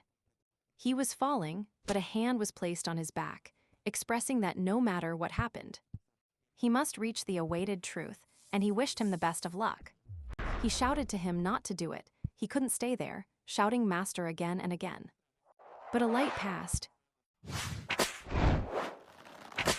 He thinks he finally caught him, and he had discovered something, the true meaning of his surname, which was to save the Falkers from their mission. Vincent shouted for his master, but seeing him by his side, he calmed down. Good thing he was safe. Upon seeing the question of what happened there, as they had been very worried, the protagonist thinks that his doubts could be clarified with that. That was the grail left by the Holy King. They ask him if he would like to examine it. He doesn't understand. He never thought he would see it. And upon touching the grail, it was absorbing his divine power. And the water had turned cloudy. They ask him if that really was the power of the grail. Vincent believes it was true. By seeing it, he would obtain divine power. They challenged him. Was he going to drink something from 500 years ago? But the protagonist didn't even doubt it. His body was filling with energy. He wonders if that was divine power, and a glow appeared. He thinks he finally succeeded. Julian was happy when she saw it. She was sure he would find a way to return him to the celestial world. Upon telling him about divine power, he thinks that then he just had to maintain it to have an existence in the celestial mausoleum. But they ask him what that disaster was about. Upon telling him everything about the king and his tomb, he thinks he was a damned lunatic, and in the town the news soon appeared everywhere, which stated that apparently the mausoleum of the Holy King had collapsed. But the most important thing was that the person responsible for all of it was the seventh disciple of the Denka family. His stepmother, upon reading that, thinks she had heard that he had suffered serious injuries. But now he was standing. However, he had done something irresponsible for his family. Then in the temple in the imperial sanctuary, the priest thinks they needed to calmly investigate the truth. Since the seventh disciple Vincent would have no reason to deliberately destroy the mausoleum of the Holy King. But they calmed him down.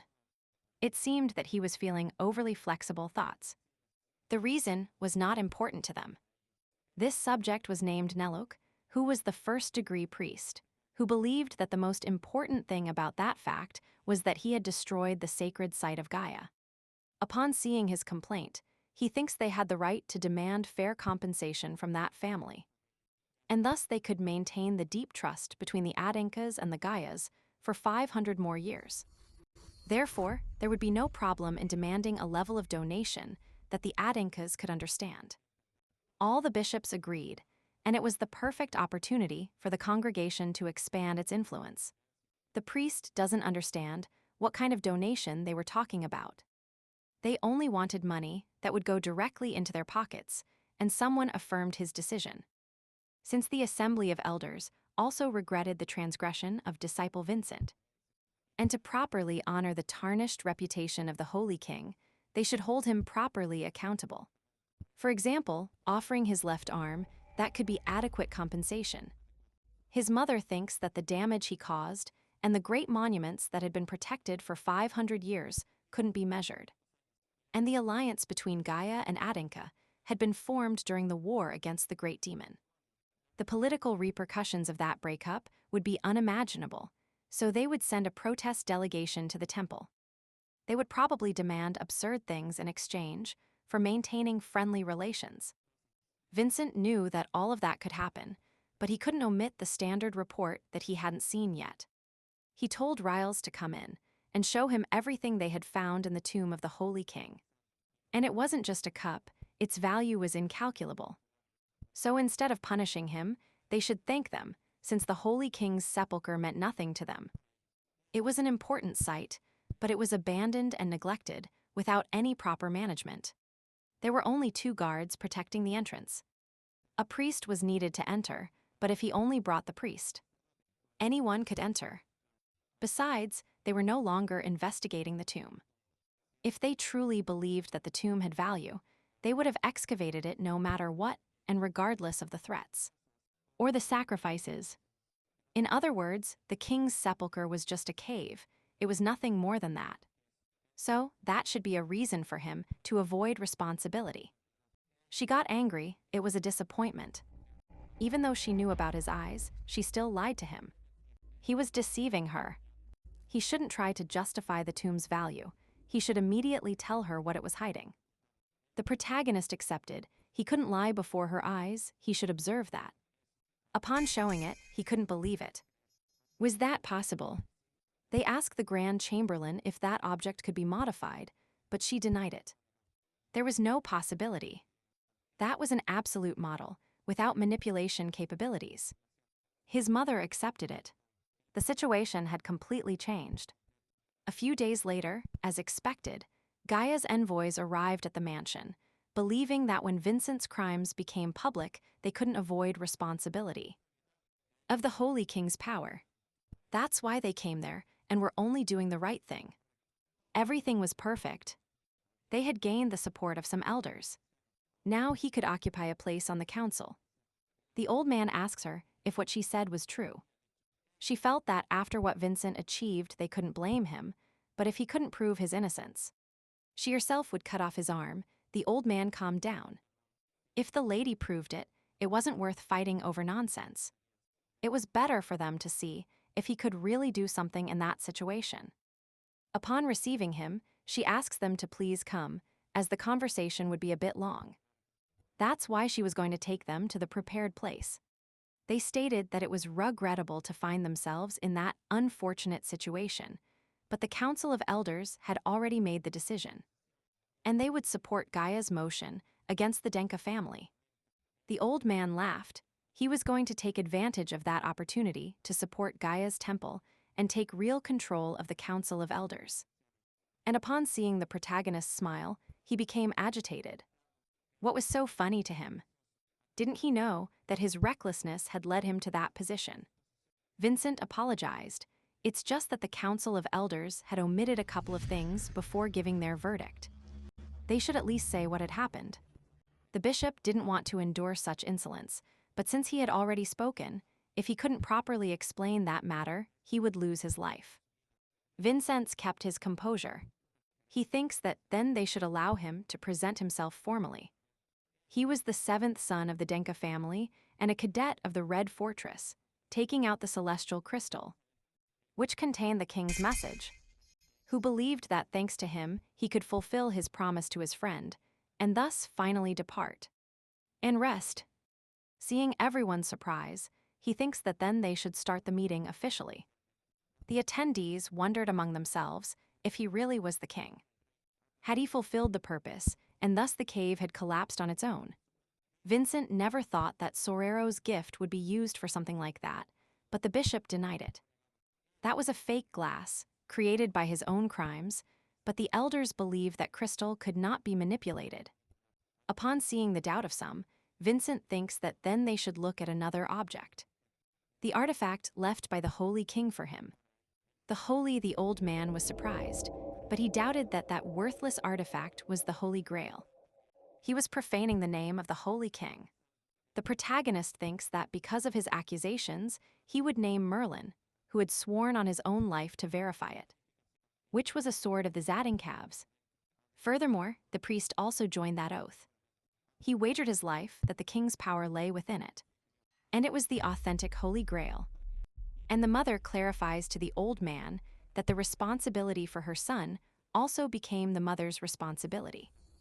That's why she said Vincent was telling the truth, and they could take his right arm as collateral. The old man cursed the situation. He didn't know what was happening. He wonders why they were doing that. If they had so much confidence, he couldn't back down there. And he also put his left arm on the line, that Vincent was lying. The protagonist thinks that was little, but he accepted it, and approaching Mr. Niliuk, he thinks he was the only one who hadn't bet anything there. He was betting the life of the priest, of Merlin, and his own, along with his mother's arm. Therefore, they should bet something of the same value. Tormented, he doesn't think it can be the real Grail. That guy was just showing off, and he started to laugh. Did they think they would intimidate him by talking like that? If so, he was also willing to put his life on the line. Seeing that, his subjects also said the same thing. Upon completing his task, Vincent gives the order to the priest, explaining that this was the power of the Holy Grail. He had absorbed his own divine power to create holy water, and he asked the bishop what he thought about that. Did he recognize that it was the real Holy Grail? He was left speechless, and his subject, upon seeing his defeat, his archbishop denied it. He didn't recognize it. What did it matter if a little water came out? He must have just done a trick, but when he said those words, the necks of the 5 people present were cut. They had all been beheaded. The old man complained about what he was doing, but his arm was cut off. She thinks that as Vincent's mother and the patriarch's true wife, she had to enforce the promises of her jurisdiction. Because if she didn't, she would tarnish her son's honor. The protagonist thinks that he hadn't even seen her move, so that person was the second strongest in the family. The protagonist apologized, but he tells them to forgive them, as he wanted them to be alive. And he manages to do this, thanks to the Grail's magic and the power of the other priests. Seeing that they were alive, they don't understand again. Their necks were supposed to be cut. The old man, seeing that they wanted to heal his arm, accepted it. But Vincent denied it. The old man, unlike the priests, was an honorable member of the Denka family. If they restored his arm, they would be trampling on his honor. He thinks he's a bastard, but he approved of his judgment. And as everything seemed resolved, he laughed. Master Vincent was innocent. The Gaia temple would demand nothing in return for it, and thus they withdrew from the place. But in their minds, they only swore revenge. And Vincent stood in the way, as he had recovered the Holy Grail, and the Holy King had thanked him personally. He directly became a descendant of the Holy King, and if that was the case, they should do something. It wasn't like that. He became enraged, but he accepted the recognition of his merit for fulfilling the will of the Holy King, and transmit them to them. His temple expressed its gratitude. They explained that bowing to the ground was the greatest expression of gratitude from the temples of Kala. But Vincent opened the door anyway, and journalists began to appear, immortalizing that moment. The old man called the guards immediately, denying the fact of giving Vincent more points. They couldn't spread that news due to the family law. That was a violation. The protagonist laughed. What was he referring to? The law stated that if it was an advantageous situation for the family, it could be spread. And that was clearly an advantageous occasion. A few days after the incident, that news became and spread throughout the continent very quickly. The temple's prestige was affected by the mere fact that Gaia's officials, including the priest, bowed before Vincent. And so, the temple's plan to take advantage of the situation and gain an advantage was completely frustrated. Then, they clarify that the protagonist entrusted the divine artifact to him because he fully trusted him. Furthermore, on the first day, he was the one who had given him the miracle stone. That's why he knew he would use the Grail to do good deeds. But Riles interrupted him, expressing that he had to prepare immediately. His stepmother had invited him to dinner. Then they clarify that they had invited him to give him a gift. He had exposed the corruption of the Denka elder and gained influence in the relationship with the Kaya temple. And for his merits, he asks what he would like. Vincent was a little confused, but he had already decided. He thinks that, as a devotee of the Red Fortress, he wished for the opportunity to advance in the promotion exam. His stepmother was a little disappointed. She thinks he was naive. It seemed like he was underestimating her and her influence. She was the hostess. If she wanted, she could promote him to any level, but he denied it. The reason was because what he asked was the right thing. He knew that the promotion exam was held twice a year and required participants to go through rigorous exams. If he advanced with his mother's power, it would be taking someone else's place, and it wouldn't be his own merit. That's why he will fight and conquer his own power. That was the right thing. She thought he had very outdated beliefs, but those beliefs would also allow him to go even further. And because of that, when he returns, he will receive a recommendation for a mission, and that mission will be the Grade 8 promotion exam. And she supported his path, and they said goodbye. Then they watch them from afar, but the Grand Chamberlain asks what mission she would give him. She expressed maid item. They explain that she was referring to the southern coastal city, governed by the Vile family. It was a rich place, but without outstanding special products. There were rumors that the Vile family was exploiting the citizens, so it was one of the places also under the attention of the royal family. She also knew that Vincenz wasn't prepared for such a challenging mission, so she would ask Gaia's escorts to look after her. She was surprised. A few days ago, Vincenz had humiliated everyone and was asking her to escort him. Furthermore, the head of the Vile family was a greedy man. If he tried to buy the Vile family from the temple, he could harm Vincenz. But she knew it was dangerous. But she also knew who will face dangers while walking the right path. And precisely because of that, it was also his exam. Then Vincent arrived at the academy, and they welcomed him. They tell him that his next mission was there, but they would leave in 3 days for the southernmost point of the continent, to Malidium. And the purple-haired girl, upon hearing, that demanded that she wanted to go too. They had to take her. Then they tell the protagonist that place was very peaceful and very touristy. They also see that she sent him for something. We also get to know the passion of the purple-haired girl, who wanted to be a historian. But since it didn't pay much, she only studied the essentials, but in any case she wanted to help with that mission. For this time, she wanted to go with him. And these two also appeared, finding out that they had also heard about the mission. And they wanted to go, and thus they agreed to go all together, although she only wanted them to go alone. Vincent thinks that then only one more was missing. His eyes lit up, and he informed him that if he helped him with this mission, he would truly challenge him. Not as a friend, but as an opponent. And thus he accepted his offer. Julian thought that was a very good plan, because if he went, the butler too, and they had learned that that city was famous for having security problems. He starts to think that he wanted to tell him something, that threads appeared in front of his body. He demanded explanations for his actions. He apologized, but he never intended to surprise him. Seeing that he hadn't even been surprised, he thinks he had a truly surprising level. He says that was a barrier that completely blocked the outside from the inside. It is the domain of the Assassin King. Julian says that only a few could do that. He used it to have secret conversations, and what he wanted to say was very confusing to explain. But as he said himself, there shouldn't be many who have survived. In fact, only one person had managed to escape that ability. His name was Merlin Falker, his master, who was a genius. When he was young, the age difference between them didn't matter. He had easily overcome that domain of the Assassin King. It had been a shameful defeat. After that, he began to investigate it and used a certain magical energy to confront his ability. And in the end, he left him with that scar. But 15 years ago, when he became the butler of the Burlakin family, he lost all contact with them. Upon hearing that happened 15 years ago, they demand of him. So how old was he? He laughed. It was strange.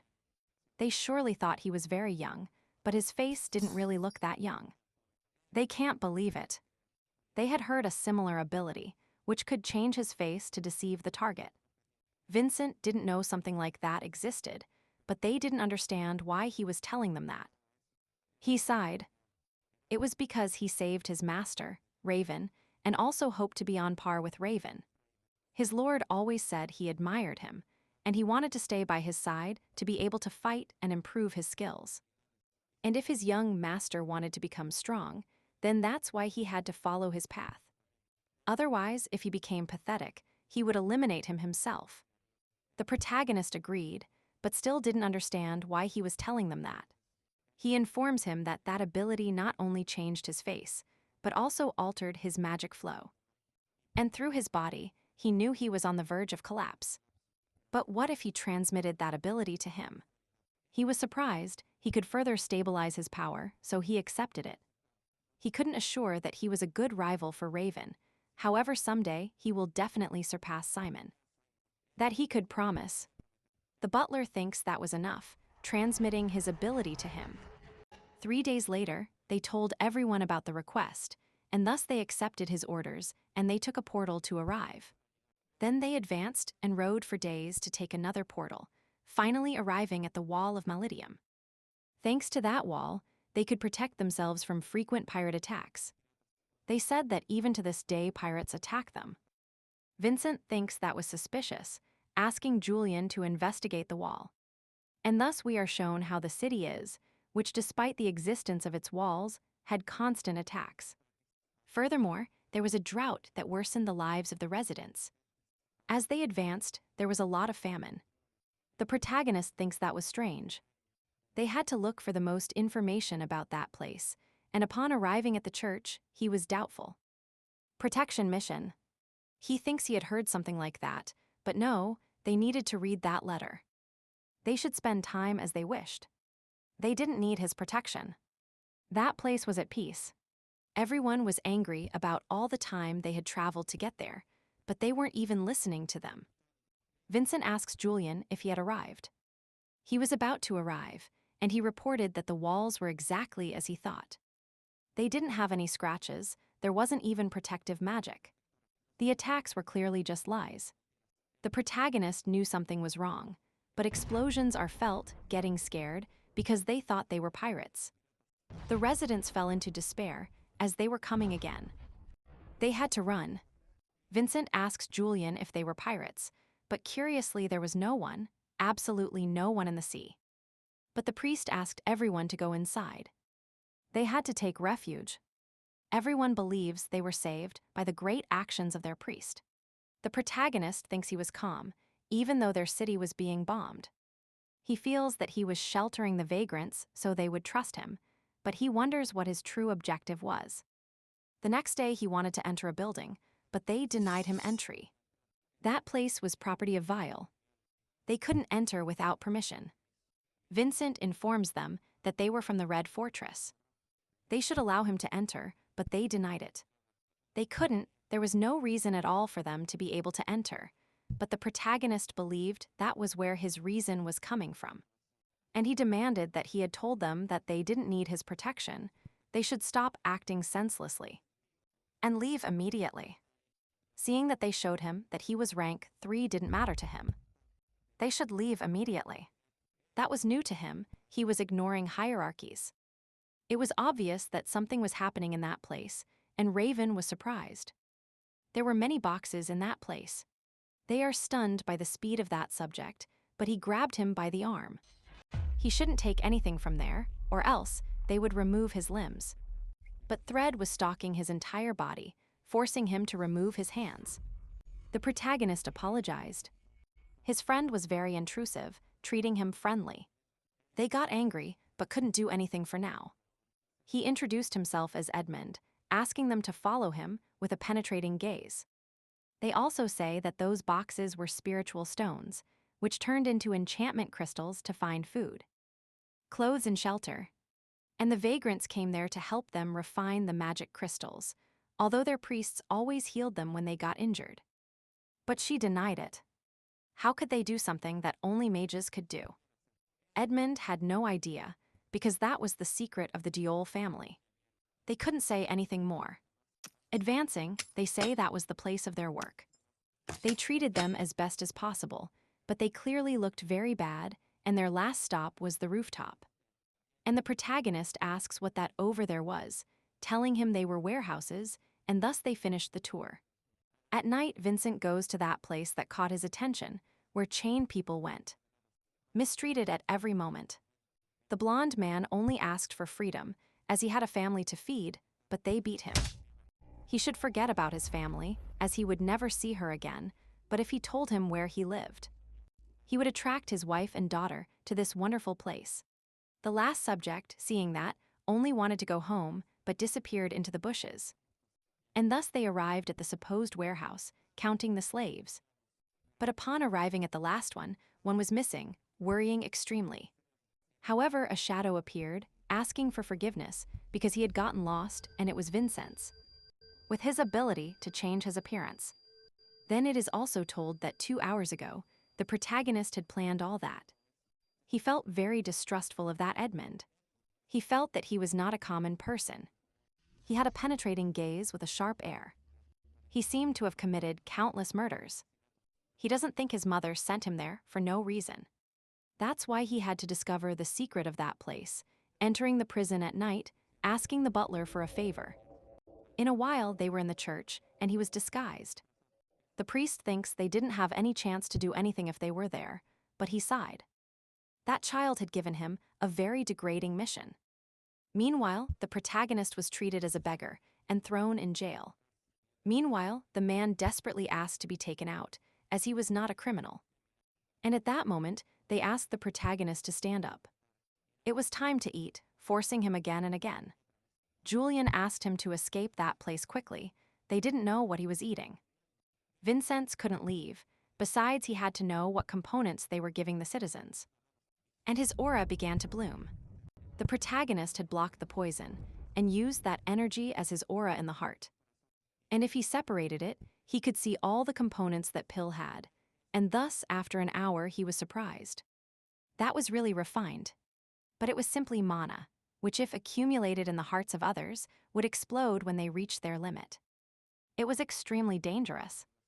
The protagonist doesn't know what's going on because these guys were there, because they were kidnapping innocent people. And they made them eat that. However, for those who already know how to accumulate mana in the heart, it was like a miracle medicine. A few days later, they went to a building, and they asked him that from now on they should enter through that door. And thus they passed one by one, and those who stopped were forcibly pushed, and inside there was a horde of blood spirits, which drained the energy of every person who entered that place. Vincent understood immediately. There was no doubt that that was the power of the archdemon Davin. But he didn't understand, the contract wasn't made, so why could he take over the bodies? He thinks that then it must be because of that pill, and now the subject imprisoned him. He was happy. He thinks Edmund would be very happy. He was the next one to pass, and upon entering he realized those were his negative feelings. His parents only said degrading things to him, but the protagonist no longer needed their approval. He had advanced beyond their evil deeds. He doesn't understand why that guy wasn't moving. They wonder if she had already converted him, and an explosion appeared.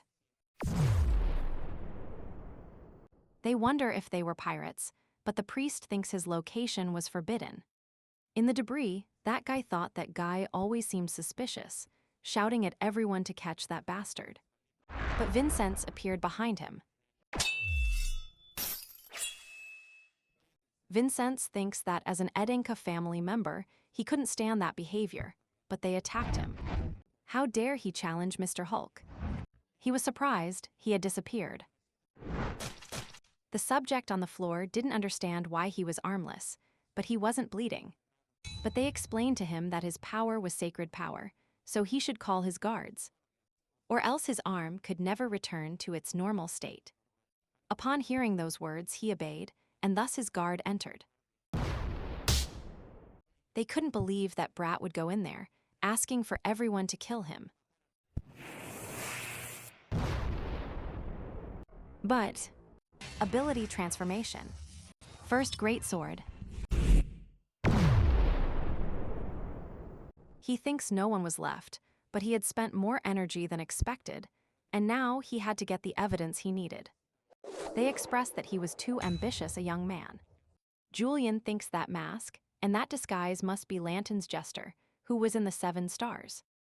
One of the 5 strongest of Vile, who asked him to show his power. Vincenz was excited. He didn't know many 7 stars, he was eager to fight him. He was also excited, asking how long he could endure fighting him. He mocked the difference in attacks was absolute. No matter how hard he tried, he would die anyway. But Vincenz thinks that mask looked even uglier up close, and looking down he saw another Vincenz. But with threads, thinking he wasn't as good as the 7-star people he knew. And so they attacked him. Vincenz trusted that they would arrive, and besides that, he trusted that this subject would not like the injustice they saw. And Raven arrived, asking where those bastards were. The protagonist believes there were no more there, they should look further down. Seeing his excitement, he thinks that then they have to see what the shadows of Malidium are hiding. Upon descending, they defeat everyone who was there, believing they were not a real challenge, and save the imprisoned.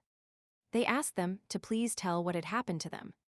They stated that they were dragged by Priest Cruzan, who forced them to forge the crystals. And those gifted with mana to cross the Black Gate and make pacts with evil spirits. Most were used by evil spirits and then weakened and died.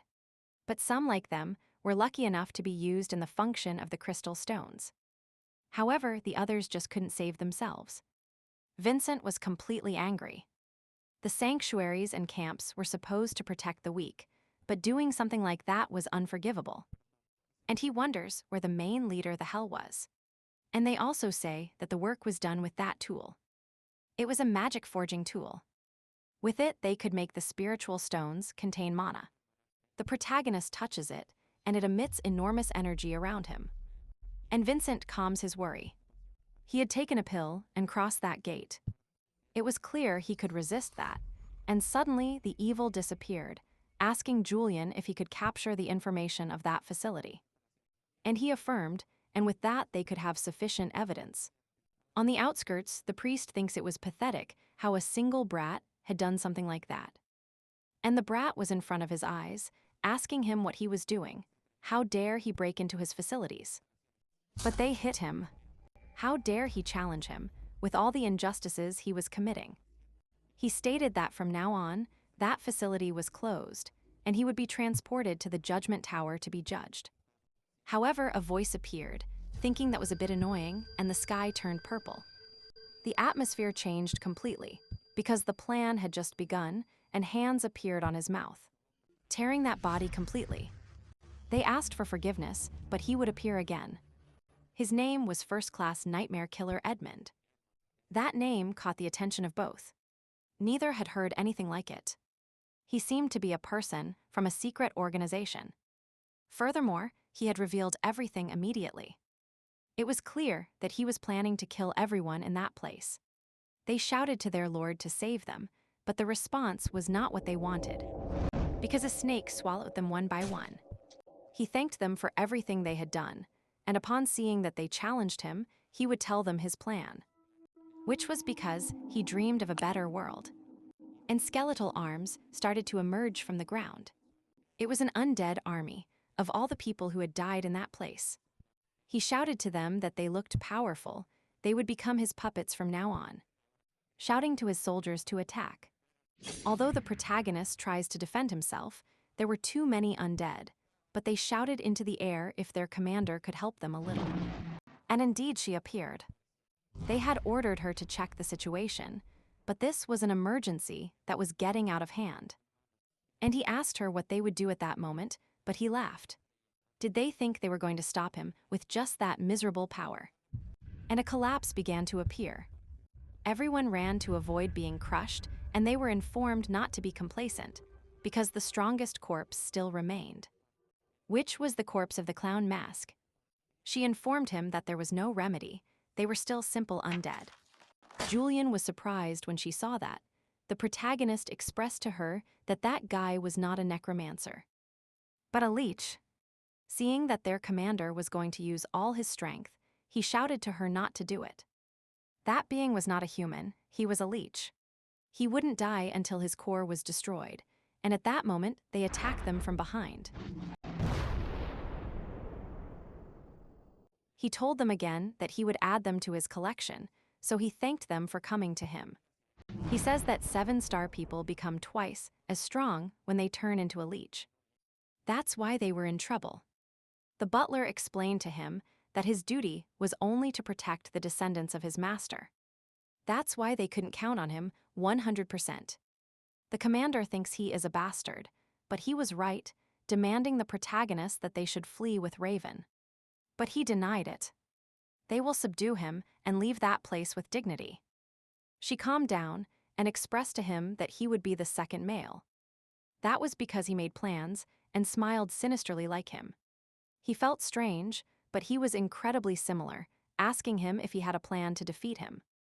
And they interrupted them. His farewell was too long, so the cadets of that academy must die, but Vincent dodged him. He expressed that he had fulfilled his role as a cadet, but from now on, he must remember it well. He is the 7th son of Adinka. He got angry. Did he think he could be his opponent? But he denied it. Of course not, because he was not alone.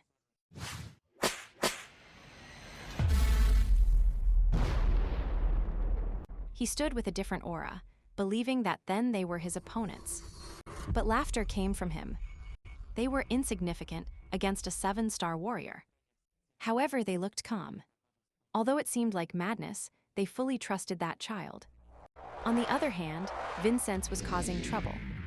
That monster was too fast, and Julian was still far away and needed time to fulfill what he asked of him.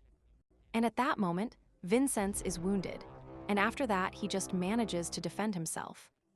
Believing that he should give Julian a little more time, he had to keep defending himself, using sword division. But he hadn't even made a scratch on him, and he couldn't stay in the center if that continued. He was going to die, and a huge explosion appeared, which drew Raven's attention, believing his friend could be in danger. But he denied it. He had to trust him. He had to concentrate against that subject, and the clown laughed. It had been a very good attack, but his head was still in the same place, and upon seeing him so stoic, he attacked him instantly. But his arm was cut off, and the protagonist's plan had been a success.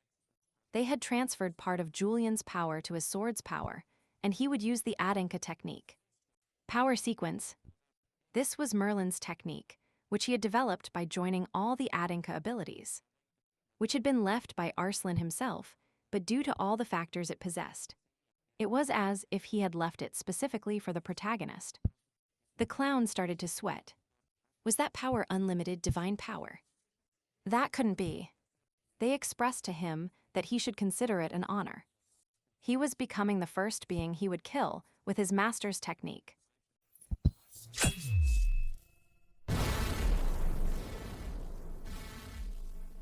Raven was happy. The evil energy had disappeared. The butler thinks that young man's abilities were terrifying. The subject wonders what had happened. Did he really manage to defeat the 7-star warrior? And a shadow appeared. They told him that his ambition had come to an end. It was better for him to surrender peacefully. He couldn't believe it. He always cursed the Denka family for being so egocentric. For 20 years, he strived and planned with all his heart to destroy them, but now, because of a simple child with that surname, Subplin, it had broken. That's why he couldn't forgive them, emanating his energy throughout the place. Even the seas started to rise. He was trembling completely, and they told him with a cold voice that this city belonged to him. If he failed, the city too, so he was going to destroy it completely. But someone expressed that it was really useless, and his heart stopped beating in an instant. How could he utter those words? It seemed the rank of executioner was too big for him. Edmund shivered. Why was that subject there? The two believe they know that being. Julian shouted to him to be careful with him. That was the core of the leech. He asked him to wait a little, please. It wasn't over yet. He had to keep silence, but with his hand he started to break the stone. He had to keep silent, and it started to harden and disappear, asking for mercy again and again. They asked Vincent what he thought of that situation. The protagonist thinks that it seemed like Edmund was just a pawn who had been used and discarded by that guy, who knew the butler. And he recounted that that subject was Damer Halimga, the next ruler of Halimga. He greeted his nephew. Vincent laughed. It seemed that meeting between his uncle and him was not to his liking, because he also brought an army that seemed formidable. Julian says that those people were the faceless men of Halimga. Vincent doesn't understand how they got there so fast, if that was his Denka family direction. And he remembers the girl's words, and also his mother's mission, believing that he was the one responsible behind all of that. That's why his mother wanted the darkness of her own family to be revealed to the world. His uncle expressed to him that he should be reasonable, they should withdraw from that place, but he didn't understand his concept of reasonable. What he saw was not that word at all. He saw things like a father with a daughter being executed for no crime. He shouted at him if that was reasonable to him. With a contemptuous look, he was not going to argue about good and evil. He was just going to erase what had happened today from their memory. And thanks to that, no one would die in that place. Upon seeing his calm personality, he asks what he was plotting. He expressed to the wind that he had fulfilled everything as a student, as Vincent Adenka, and also as his son. And he asks him if he passed the test, and eyes appeared in the place. The army couldn't understand why Mrs. Versa Jalanga was there. He shivered, was she perhaps his sister? How had she gotten there? And she asked Vincent how he knew he was in that place.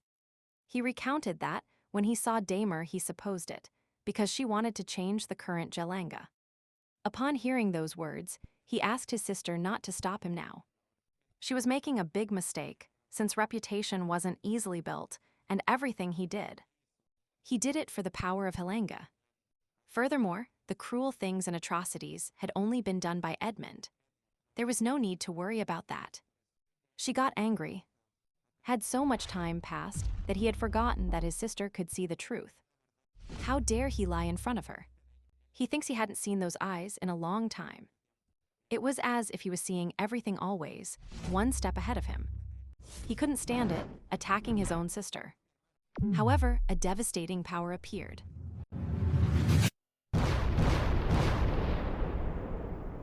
Upon seeing such strength, he asked for forgiveness. His mind had been clouded for a moment, and he had done something to Trost. Vincent was surprised. With just one attack, he had done all that. He was clearly a person beyond his own limits. A military power representing the Adenka family. The head of the family asks him how they should react to his actions. She thinks her brother was very naive. She grieved for the actions he committed. That's why she wanted to correct Jalanga's actions and mistakes. Therefore, they should assume responsibility for all the sins that occurred there. He was surprised. Adenka's soldiers and Gaia's temple were there, demanding that everything had been planned from the beginning, asking him if he felt no sadness for what could happen to his father. The stepmother got angry because his father should also assume greater responsibility. Seeing his concern, she calmed him down. Even if it was late, they were doing the right thing, and thus locking up everyone from the army. And the priests who had helped in the atrocities. And at that moment, he sees Master Vincent, believing that he was once again striving to improve. He thought so, and speaking of it, he asks her how she was doing with her promotion and her test. She thinks he did a very good job because he was Adenka's successor, but his mission was simply to protect Gaia's priests. And seeing how the events had unfolded, she doesn't know if his grade was good, but the priest calmed him down. He shouldn't worry about that, asking the priests what they thought of Master Vincent's protection. They think that if they continued like this, they would go to prison along with the vile family, and if they went to that place, their heads would roll. That's why they shouted that they were satisfied with the decaying level of their abilities. They could be compared to an 8-star person, and upon hearing that, Raya assumes she couldn't say no. Vincent's Adenka had passed the promotion exam to level 8, so they congratulated him. Raven also did the same, and his mission was completed. Demiurge was furious. From the moment they sent that child, everything had gone wrong. It was all that damned child's fault. Everything must be his sister's plan, but this time she wouldn't win, hitting the people who were tying him up and attacking the protagonist directly. The two think they won't make it to save Vincenz because they had been too relaxed, and he assured his victory. But blood flowed in the place, and Damer's head had been cut off. The stepmother never expected to have to do something like that. The butler thinks that killing his own brother in an instant was a merciless act. Vincenz believes that he couldn't even react to that move, but she had anticipated it. She believed that the nickname Iron Woman wasn't for nothing, but now that she looked at her hand, it was trembling, and she expressed to him that this was a recording created solely by her vital energy. By itself, it was a test. She had recorded all the atrocities they had committed in that place. Upon seeing that, she would order them to be checked and give them the due rewards. But she thought it was unnecessary. He should take it as a gift, and he gave it to her, calling her mother. In his mind, the protagonist thinks he won't be able to compensate for what he lost today, but he wanted to give her something she could hold in her hands. Julian asked him how he was comforting her. It was clear that actions like that didn't affect her, but they told her that her hands were trembling. That was not a reaction they would expect from a feelingless giant. In reality, his mother was perhaps not as cold as everyone said, and she treasured that artifact, believing that it was very warm. Then, in the Violet family house, murders occurred, demanding that they bring the family patriarch, because evidence against him had been found in the Malidium incident. And if they refused, they were going to die. They didn't care.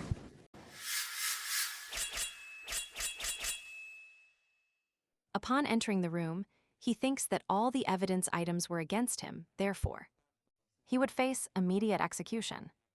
However, at least for human sense, he would grant him an opportunity to die by his own hand. But he denied it, shouting at them to kill him. Nevertheless, the subject was also killed. And if that was his answer, he understood his choice. Then the scene changes to the carriage, and the mother gave him her sincerest thanks. Thanks to him, she had found the determination to face again what she believed was right. And she laughed because she saw that now he was worried about her, believing that he resembled his mother very much in that aspect. And she wanted to tell him a story about her mother, Sarvana Hisley, and also about the heavens. The protagonist asks her what his mother had to do with the heavens. She recounted that Sabrina had been chosen by the celestial tree to obtain the power of the heavens. She thinks that could be a long story, so they should get comfortable.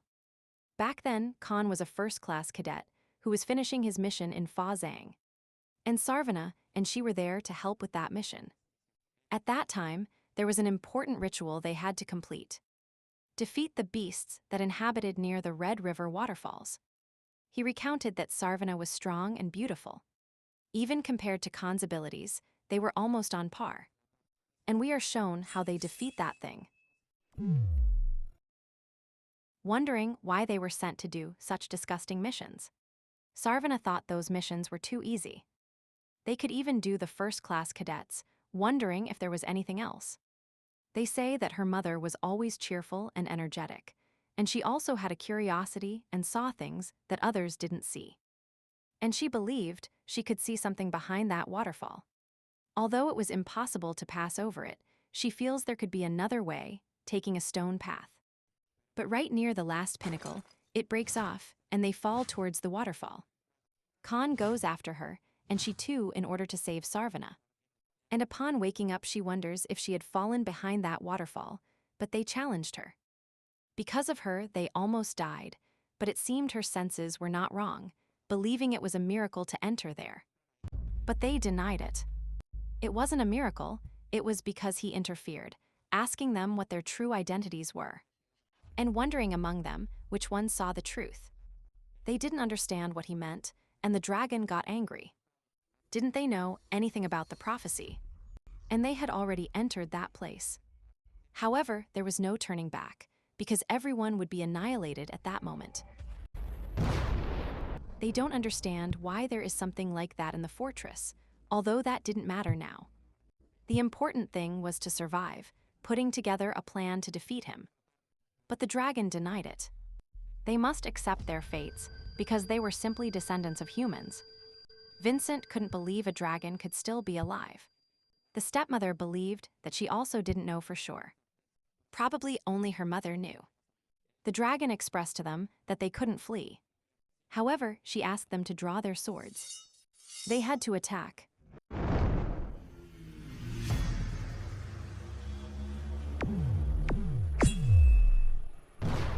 The dragon got angry. Didn't they understand that humans simply always had limits, and now their bodies were being crushed by only magic? They couldn't breathe, but Khan remained standing. That surprised the dragoness. Could he withstand the magic that emanated? He was a very strong human, almost strong enough to kill her. He could have a great future ahead. Khan expressed that he wouldn't let them die, but hundreds of cuts appeared on his body. Since all the ways humans manipulated magic were simply imitations of dragon essences. No matter how strong they were, they still needed 100 years to equal them, but she wonders if she should kill him. Exploding the place. However, Sarvana was in front of her. The dragoness wonders how a human was still alive after receiving her Amaja, but looking closely. She thinks that girl was clearly a Gisli, and she could know it because her family chose her destiny. His stepmother recounted that this was all she knew. When they came to their senses, they had already exited the waterfall, and then Sarvana had the fruit of the celestial tree in her hands. But with time, Sarvana gradually weakened. Since then, her powerful strength disappeared in a few years, and in her last days, she even struggled to lead a normal life. Despite all that, Sarvana refused to eat the celestial fruit because she wanted her beloved to eat it. Her father fought so that she would accept her request, but she refused to eat the apple once. And again. But after a great struggle, she departed, leaving everything behind and according to her mother's will. The celestial fruit was finally consumed by Khan, and thus it always remained in his heart. Vincenz believes that he could feel her emotions just by looking at her face. Jealousy, longing, compassion, asking her what her mother meant to her. She, stuttering, believes she admired her, but also felt jealous, and in her last days she hugged her. And she calmed him, expressing that everything was going to be fine, and thus asking Vincent if he could fulfill her wish one more time, which was to destroy her family lineage, then in the fortress. Read at the Red River waterfalls, the protagonist thinks that water's power was truly great, wondering if he could break it with his magic. But there wasn't even a scratch on the stones. Everything was in perfect condition. He can't believe a dragon lives in there. Surely Arslan and that dragon were connected. That's why his mother, who chose a different approach than Arslan, ended up weakening and on the verge of death. But he thinks that then the key to passing through the waterfalls is still hidden in that place. They must find it without fail and discover the truth that lay beyond that. Then the scene changes to the priest running for his life, finding himself in a dead end. Niluk expressed to him that they should hand over the Holy Grail because he was better equipped. And if he refused, he would die, but a lightning bolt struck them all, wondering what was happening and demanding that he hand over the Holy Grail. Or else they would die because he was the guardian of that artifact. Returning to the protagonist, they asked why she brought her there. Her name was Yena Adinka, the third direct heir. Of Adinka, representative cadet of level 1, asking if that was the place where they would carry out the mission. Vincent affirmed and asked her if she would soon take care of the incursion of the Red River waterfalls. She nodded, but she hadn't yet acquired enough points to complete the mission, since there were no missions that gave her points. Because she was at too high a level, and Vincent thinks that's why he called her, so they could carry out that mission together. She thinks that mission was her mother's. It seemed to be valuable information, asking him what it was about. Upon telling her that it was to travel to Helheim, she feels that with her uncle dead, it must be uncomfortable to travel there. Vincenz thinks that's why he wanted to request her as an escort, and thus they could give her his points on that mission. She believes she wouldn't make a proposal without getting anything in return. She asks what he desired, and upon hearing that he wanted a portrait, she was astonished. And we are given a small memory of the photo she had seen, which had been painted by her. As they continued talking, a sword stalked his body, asking him if he was perhaps sleeping. But the protagonist denied it. He was serious. They were very precious memories to him. Seeing Julian's uncertainty, he thinks she shouldn't play dumb. That photo was protected by magic, otherwise, it couldn't be in such perfect condition. It was clear that she also admired his work, expressing to him that he had changed a lot during that time. Asking him if he would draw for him again. She drew her sword, and she thinks she will think about her mission. Elsewhere, blood fell from the ceiling, and they told her that her son had died. His name was Galium, head of the Galanga family, who believes that he had finally shown his teeth. Demanding of his daughter Versa if she could do it again. They should feel confident in defeating him, but they should calm down because they still had a secret weapon. Dragon blood, calling his daughter into her father's arms and his grandson into the arms of death. The scene changes, that now Vincent was fighting the blonde man.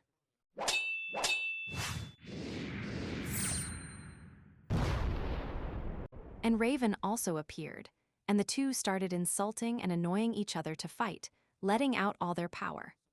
However, Vincent, apparently with short hair, asked them to wait a moment.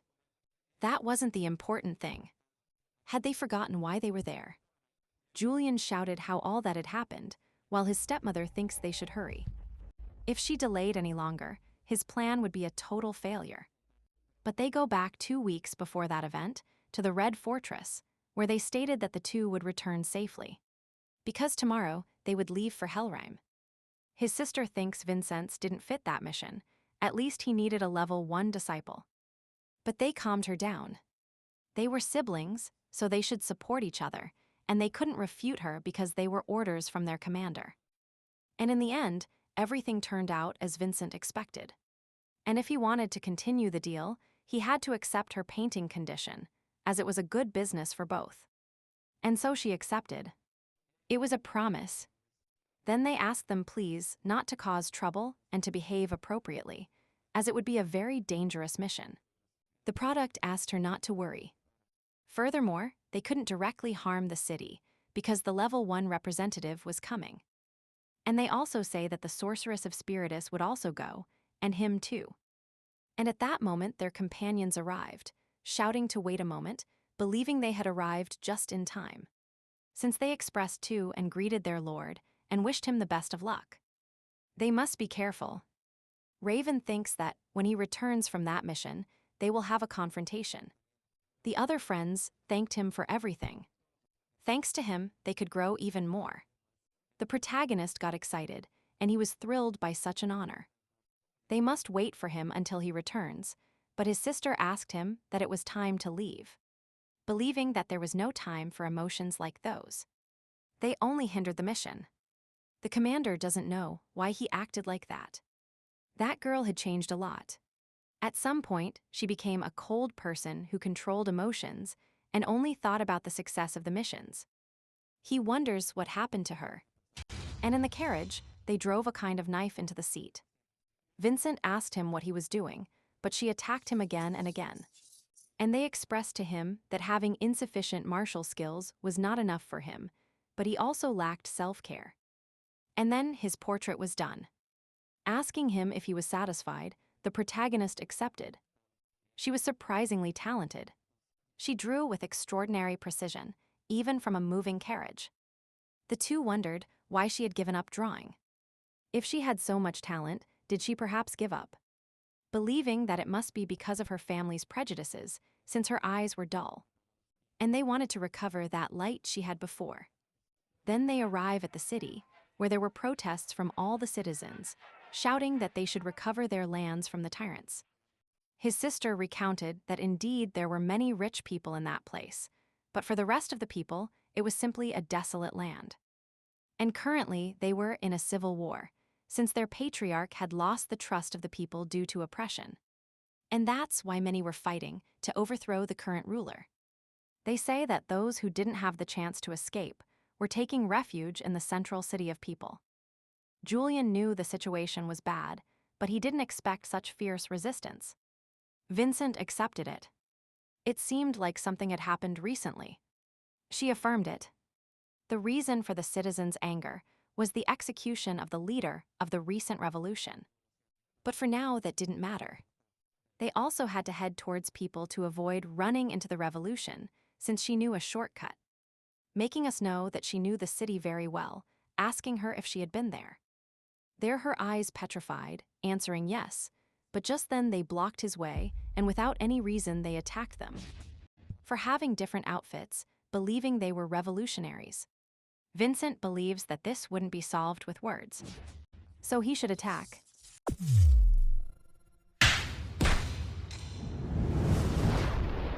He asked them to stay still. Vincent was unharmed. The protagonist felt his body light. The mana pills he took in prison and the training he had done were complementing his body. But hundreds of soldiers appeared in the place. They were completely surrounded. There were endless numbers of them. They wonder what they should do. But his older sister believes there was no other option. They should look closely. It was the blue medal of Valor of Helheim. The soldiers, upon seeing the highest category medal, assumed it was Gina Denka from the Red Fortress. She was the ruler's granddaughter. They must stop all attacks. Vincent believes that medal couldn't be obtained just like that. It must have a story behind it, asking him what that medal was. But a smoke bomb appeared, and someone grabbed the protagonist by the arm. And when the smoke cleared, his sister was shocked. Vincent was gone. The soldiers didn't understand what was happening. His sister shouted at everyone that they must quickly find Vincent, as he shouldn't have gone far. Furthermore, she recounted that it was clear they had captured him due to his extreme hostility towards his family. And it was all her fault.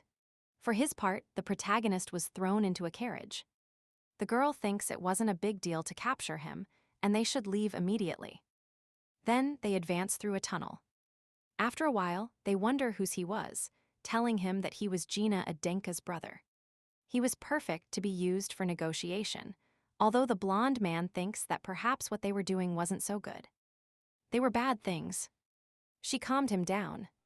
He could barely escape, but he had to remain firm.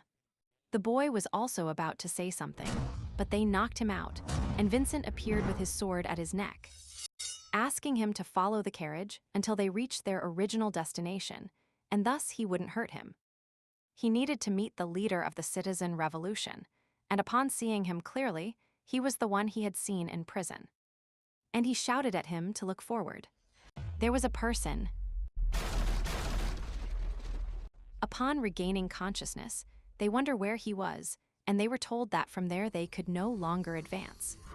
She couldn't believe it, he was a traitor. How could he sell his own citizens? But he didn't care. The traitors of Helheim, who rebelled against their patriarch.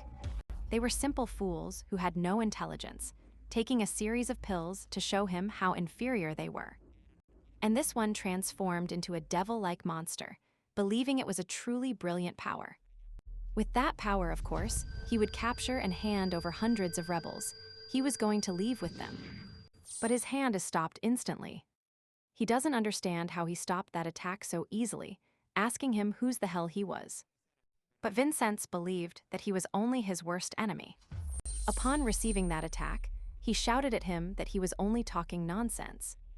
He was a cockroach that couldn't even hurt him. The protagonist knew very well how the mana of demons worked, so, from the beginning he launched an attack with his sword towards the stones. And now he understood. The power of the demons, now the pieces fit. The way to charge power was a pill, the blood of demons used by Tylovan. Everything. It had been created by Helheim. He thinks he will have to stay in that place a little longer. And when they attacked him, she informed him, asking whose he was. First, he let himself be captured on purpose, and now he was rescuing them. But although he didn't care about his answers, because all nobility was only scum. However, a blind man asked him to leave him. She was not a threat to that boy. Vincent asks him whose he was. His name was Loring Helheim.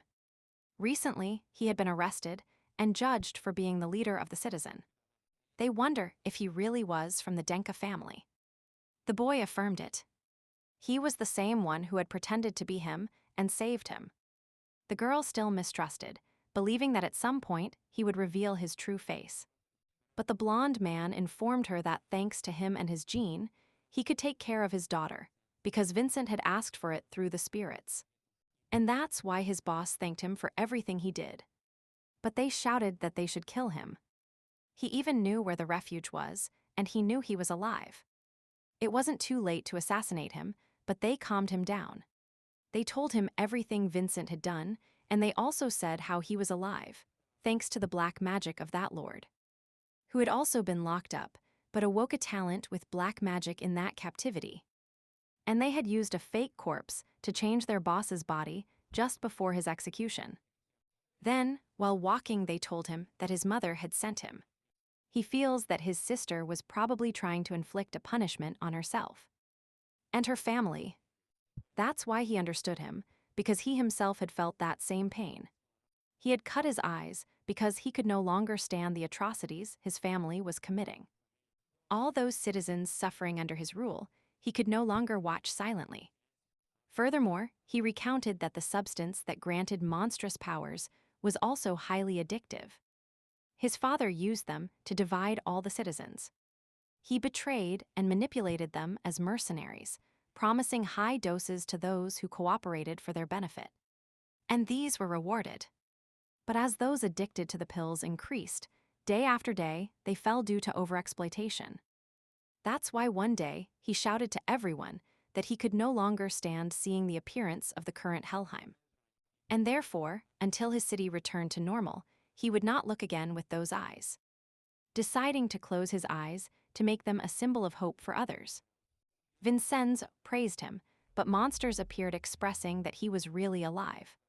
If they captured him, they could become first-class citizens. Vincennes demanded that he hide. He would take care of everything, but he was surprised. The monsters were much stronger than he expected. And right at that moment, the Lord was in danger. He wonders what happened. And the protagonist was injured, believing that their power was almost at the same level as his. It was impossible to face them in that situation. They were monsters of different calibers. He feels he couldn't stop them.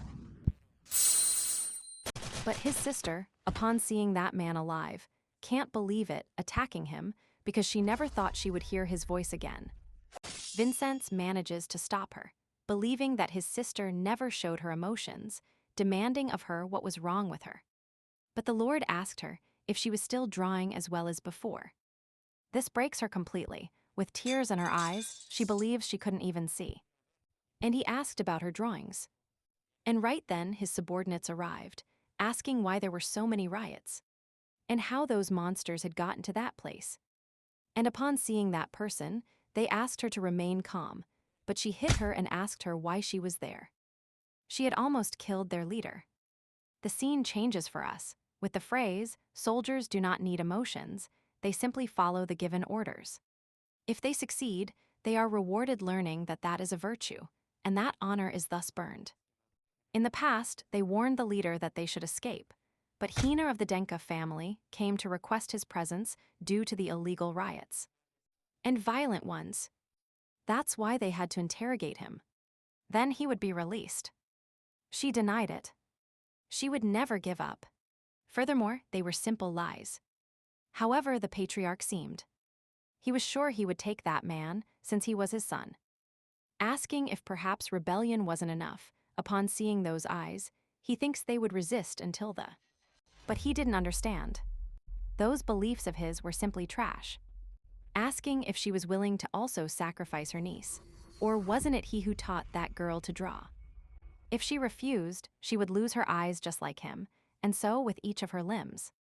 Given those words, Laurent followed his father's orders, and days later the execution was orchestrated.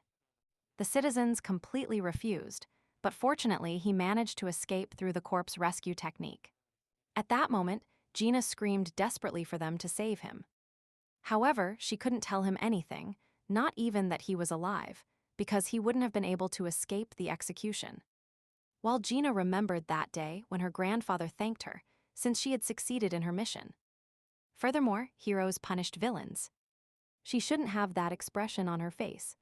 Seeing her hesitate, he only expressed that she followed orders and would receive the reward for it. That meant being a soldier. He didn't need feelings or emotions to fulfill his duty. After much talk, he asks her if she was going to fulfill her sister's request to destroy her family. Julian and the protagonist were enraged. They had used Yaner in that way. They had stained their family's name. They had taken away his sister's dreams and many more atrocities. That's why they would also join their rebellion. Seeing that acceptance, he asks him to go to his father's mansion. Then, upon arrival, he introduces himself as Vincent's Adinka. Seeing that they were going to make him wait, he became indignant. How dare they keep him waiting? Vincent, interrupting, asks why there were so many soldiers there. They recount that it was because of the Hyde's gathering, which was a symbolic event of the Jelanga family, where the guests competed friendly, symbolizing the Hades flower.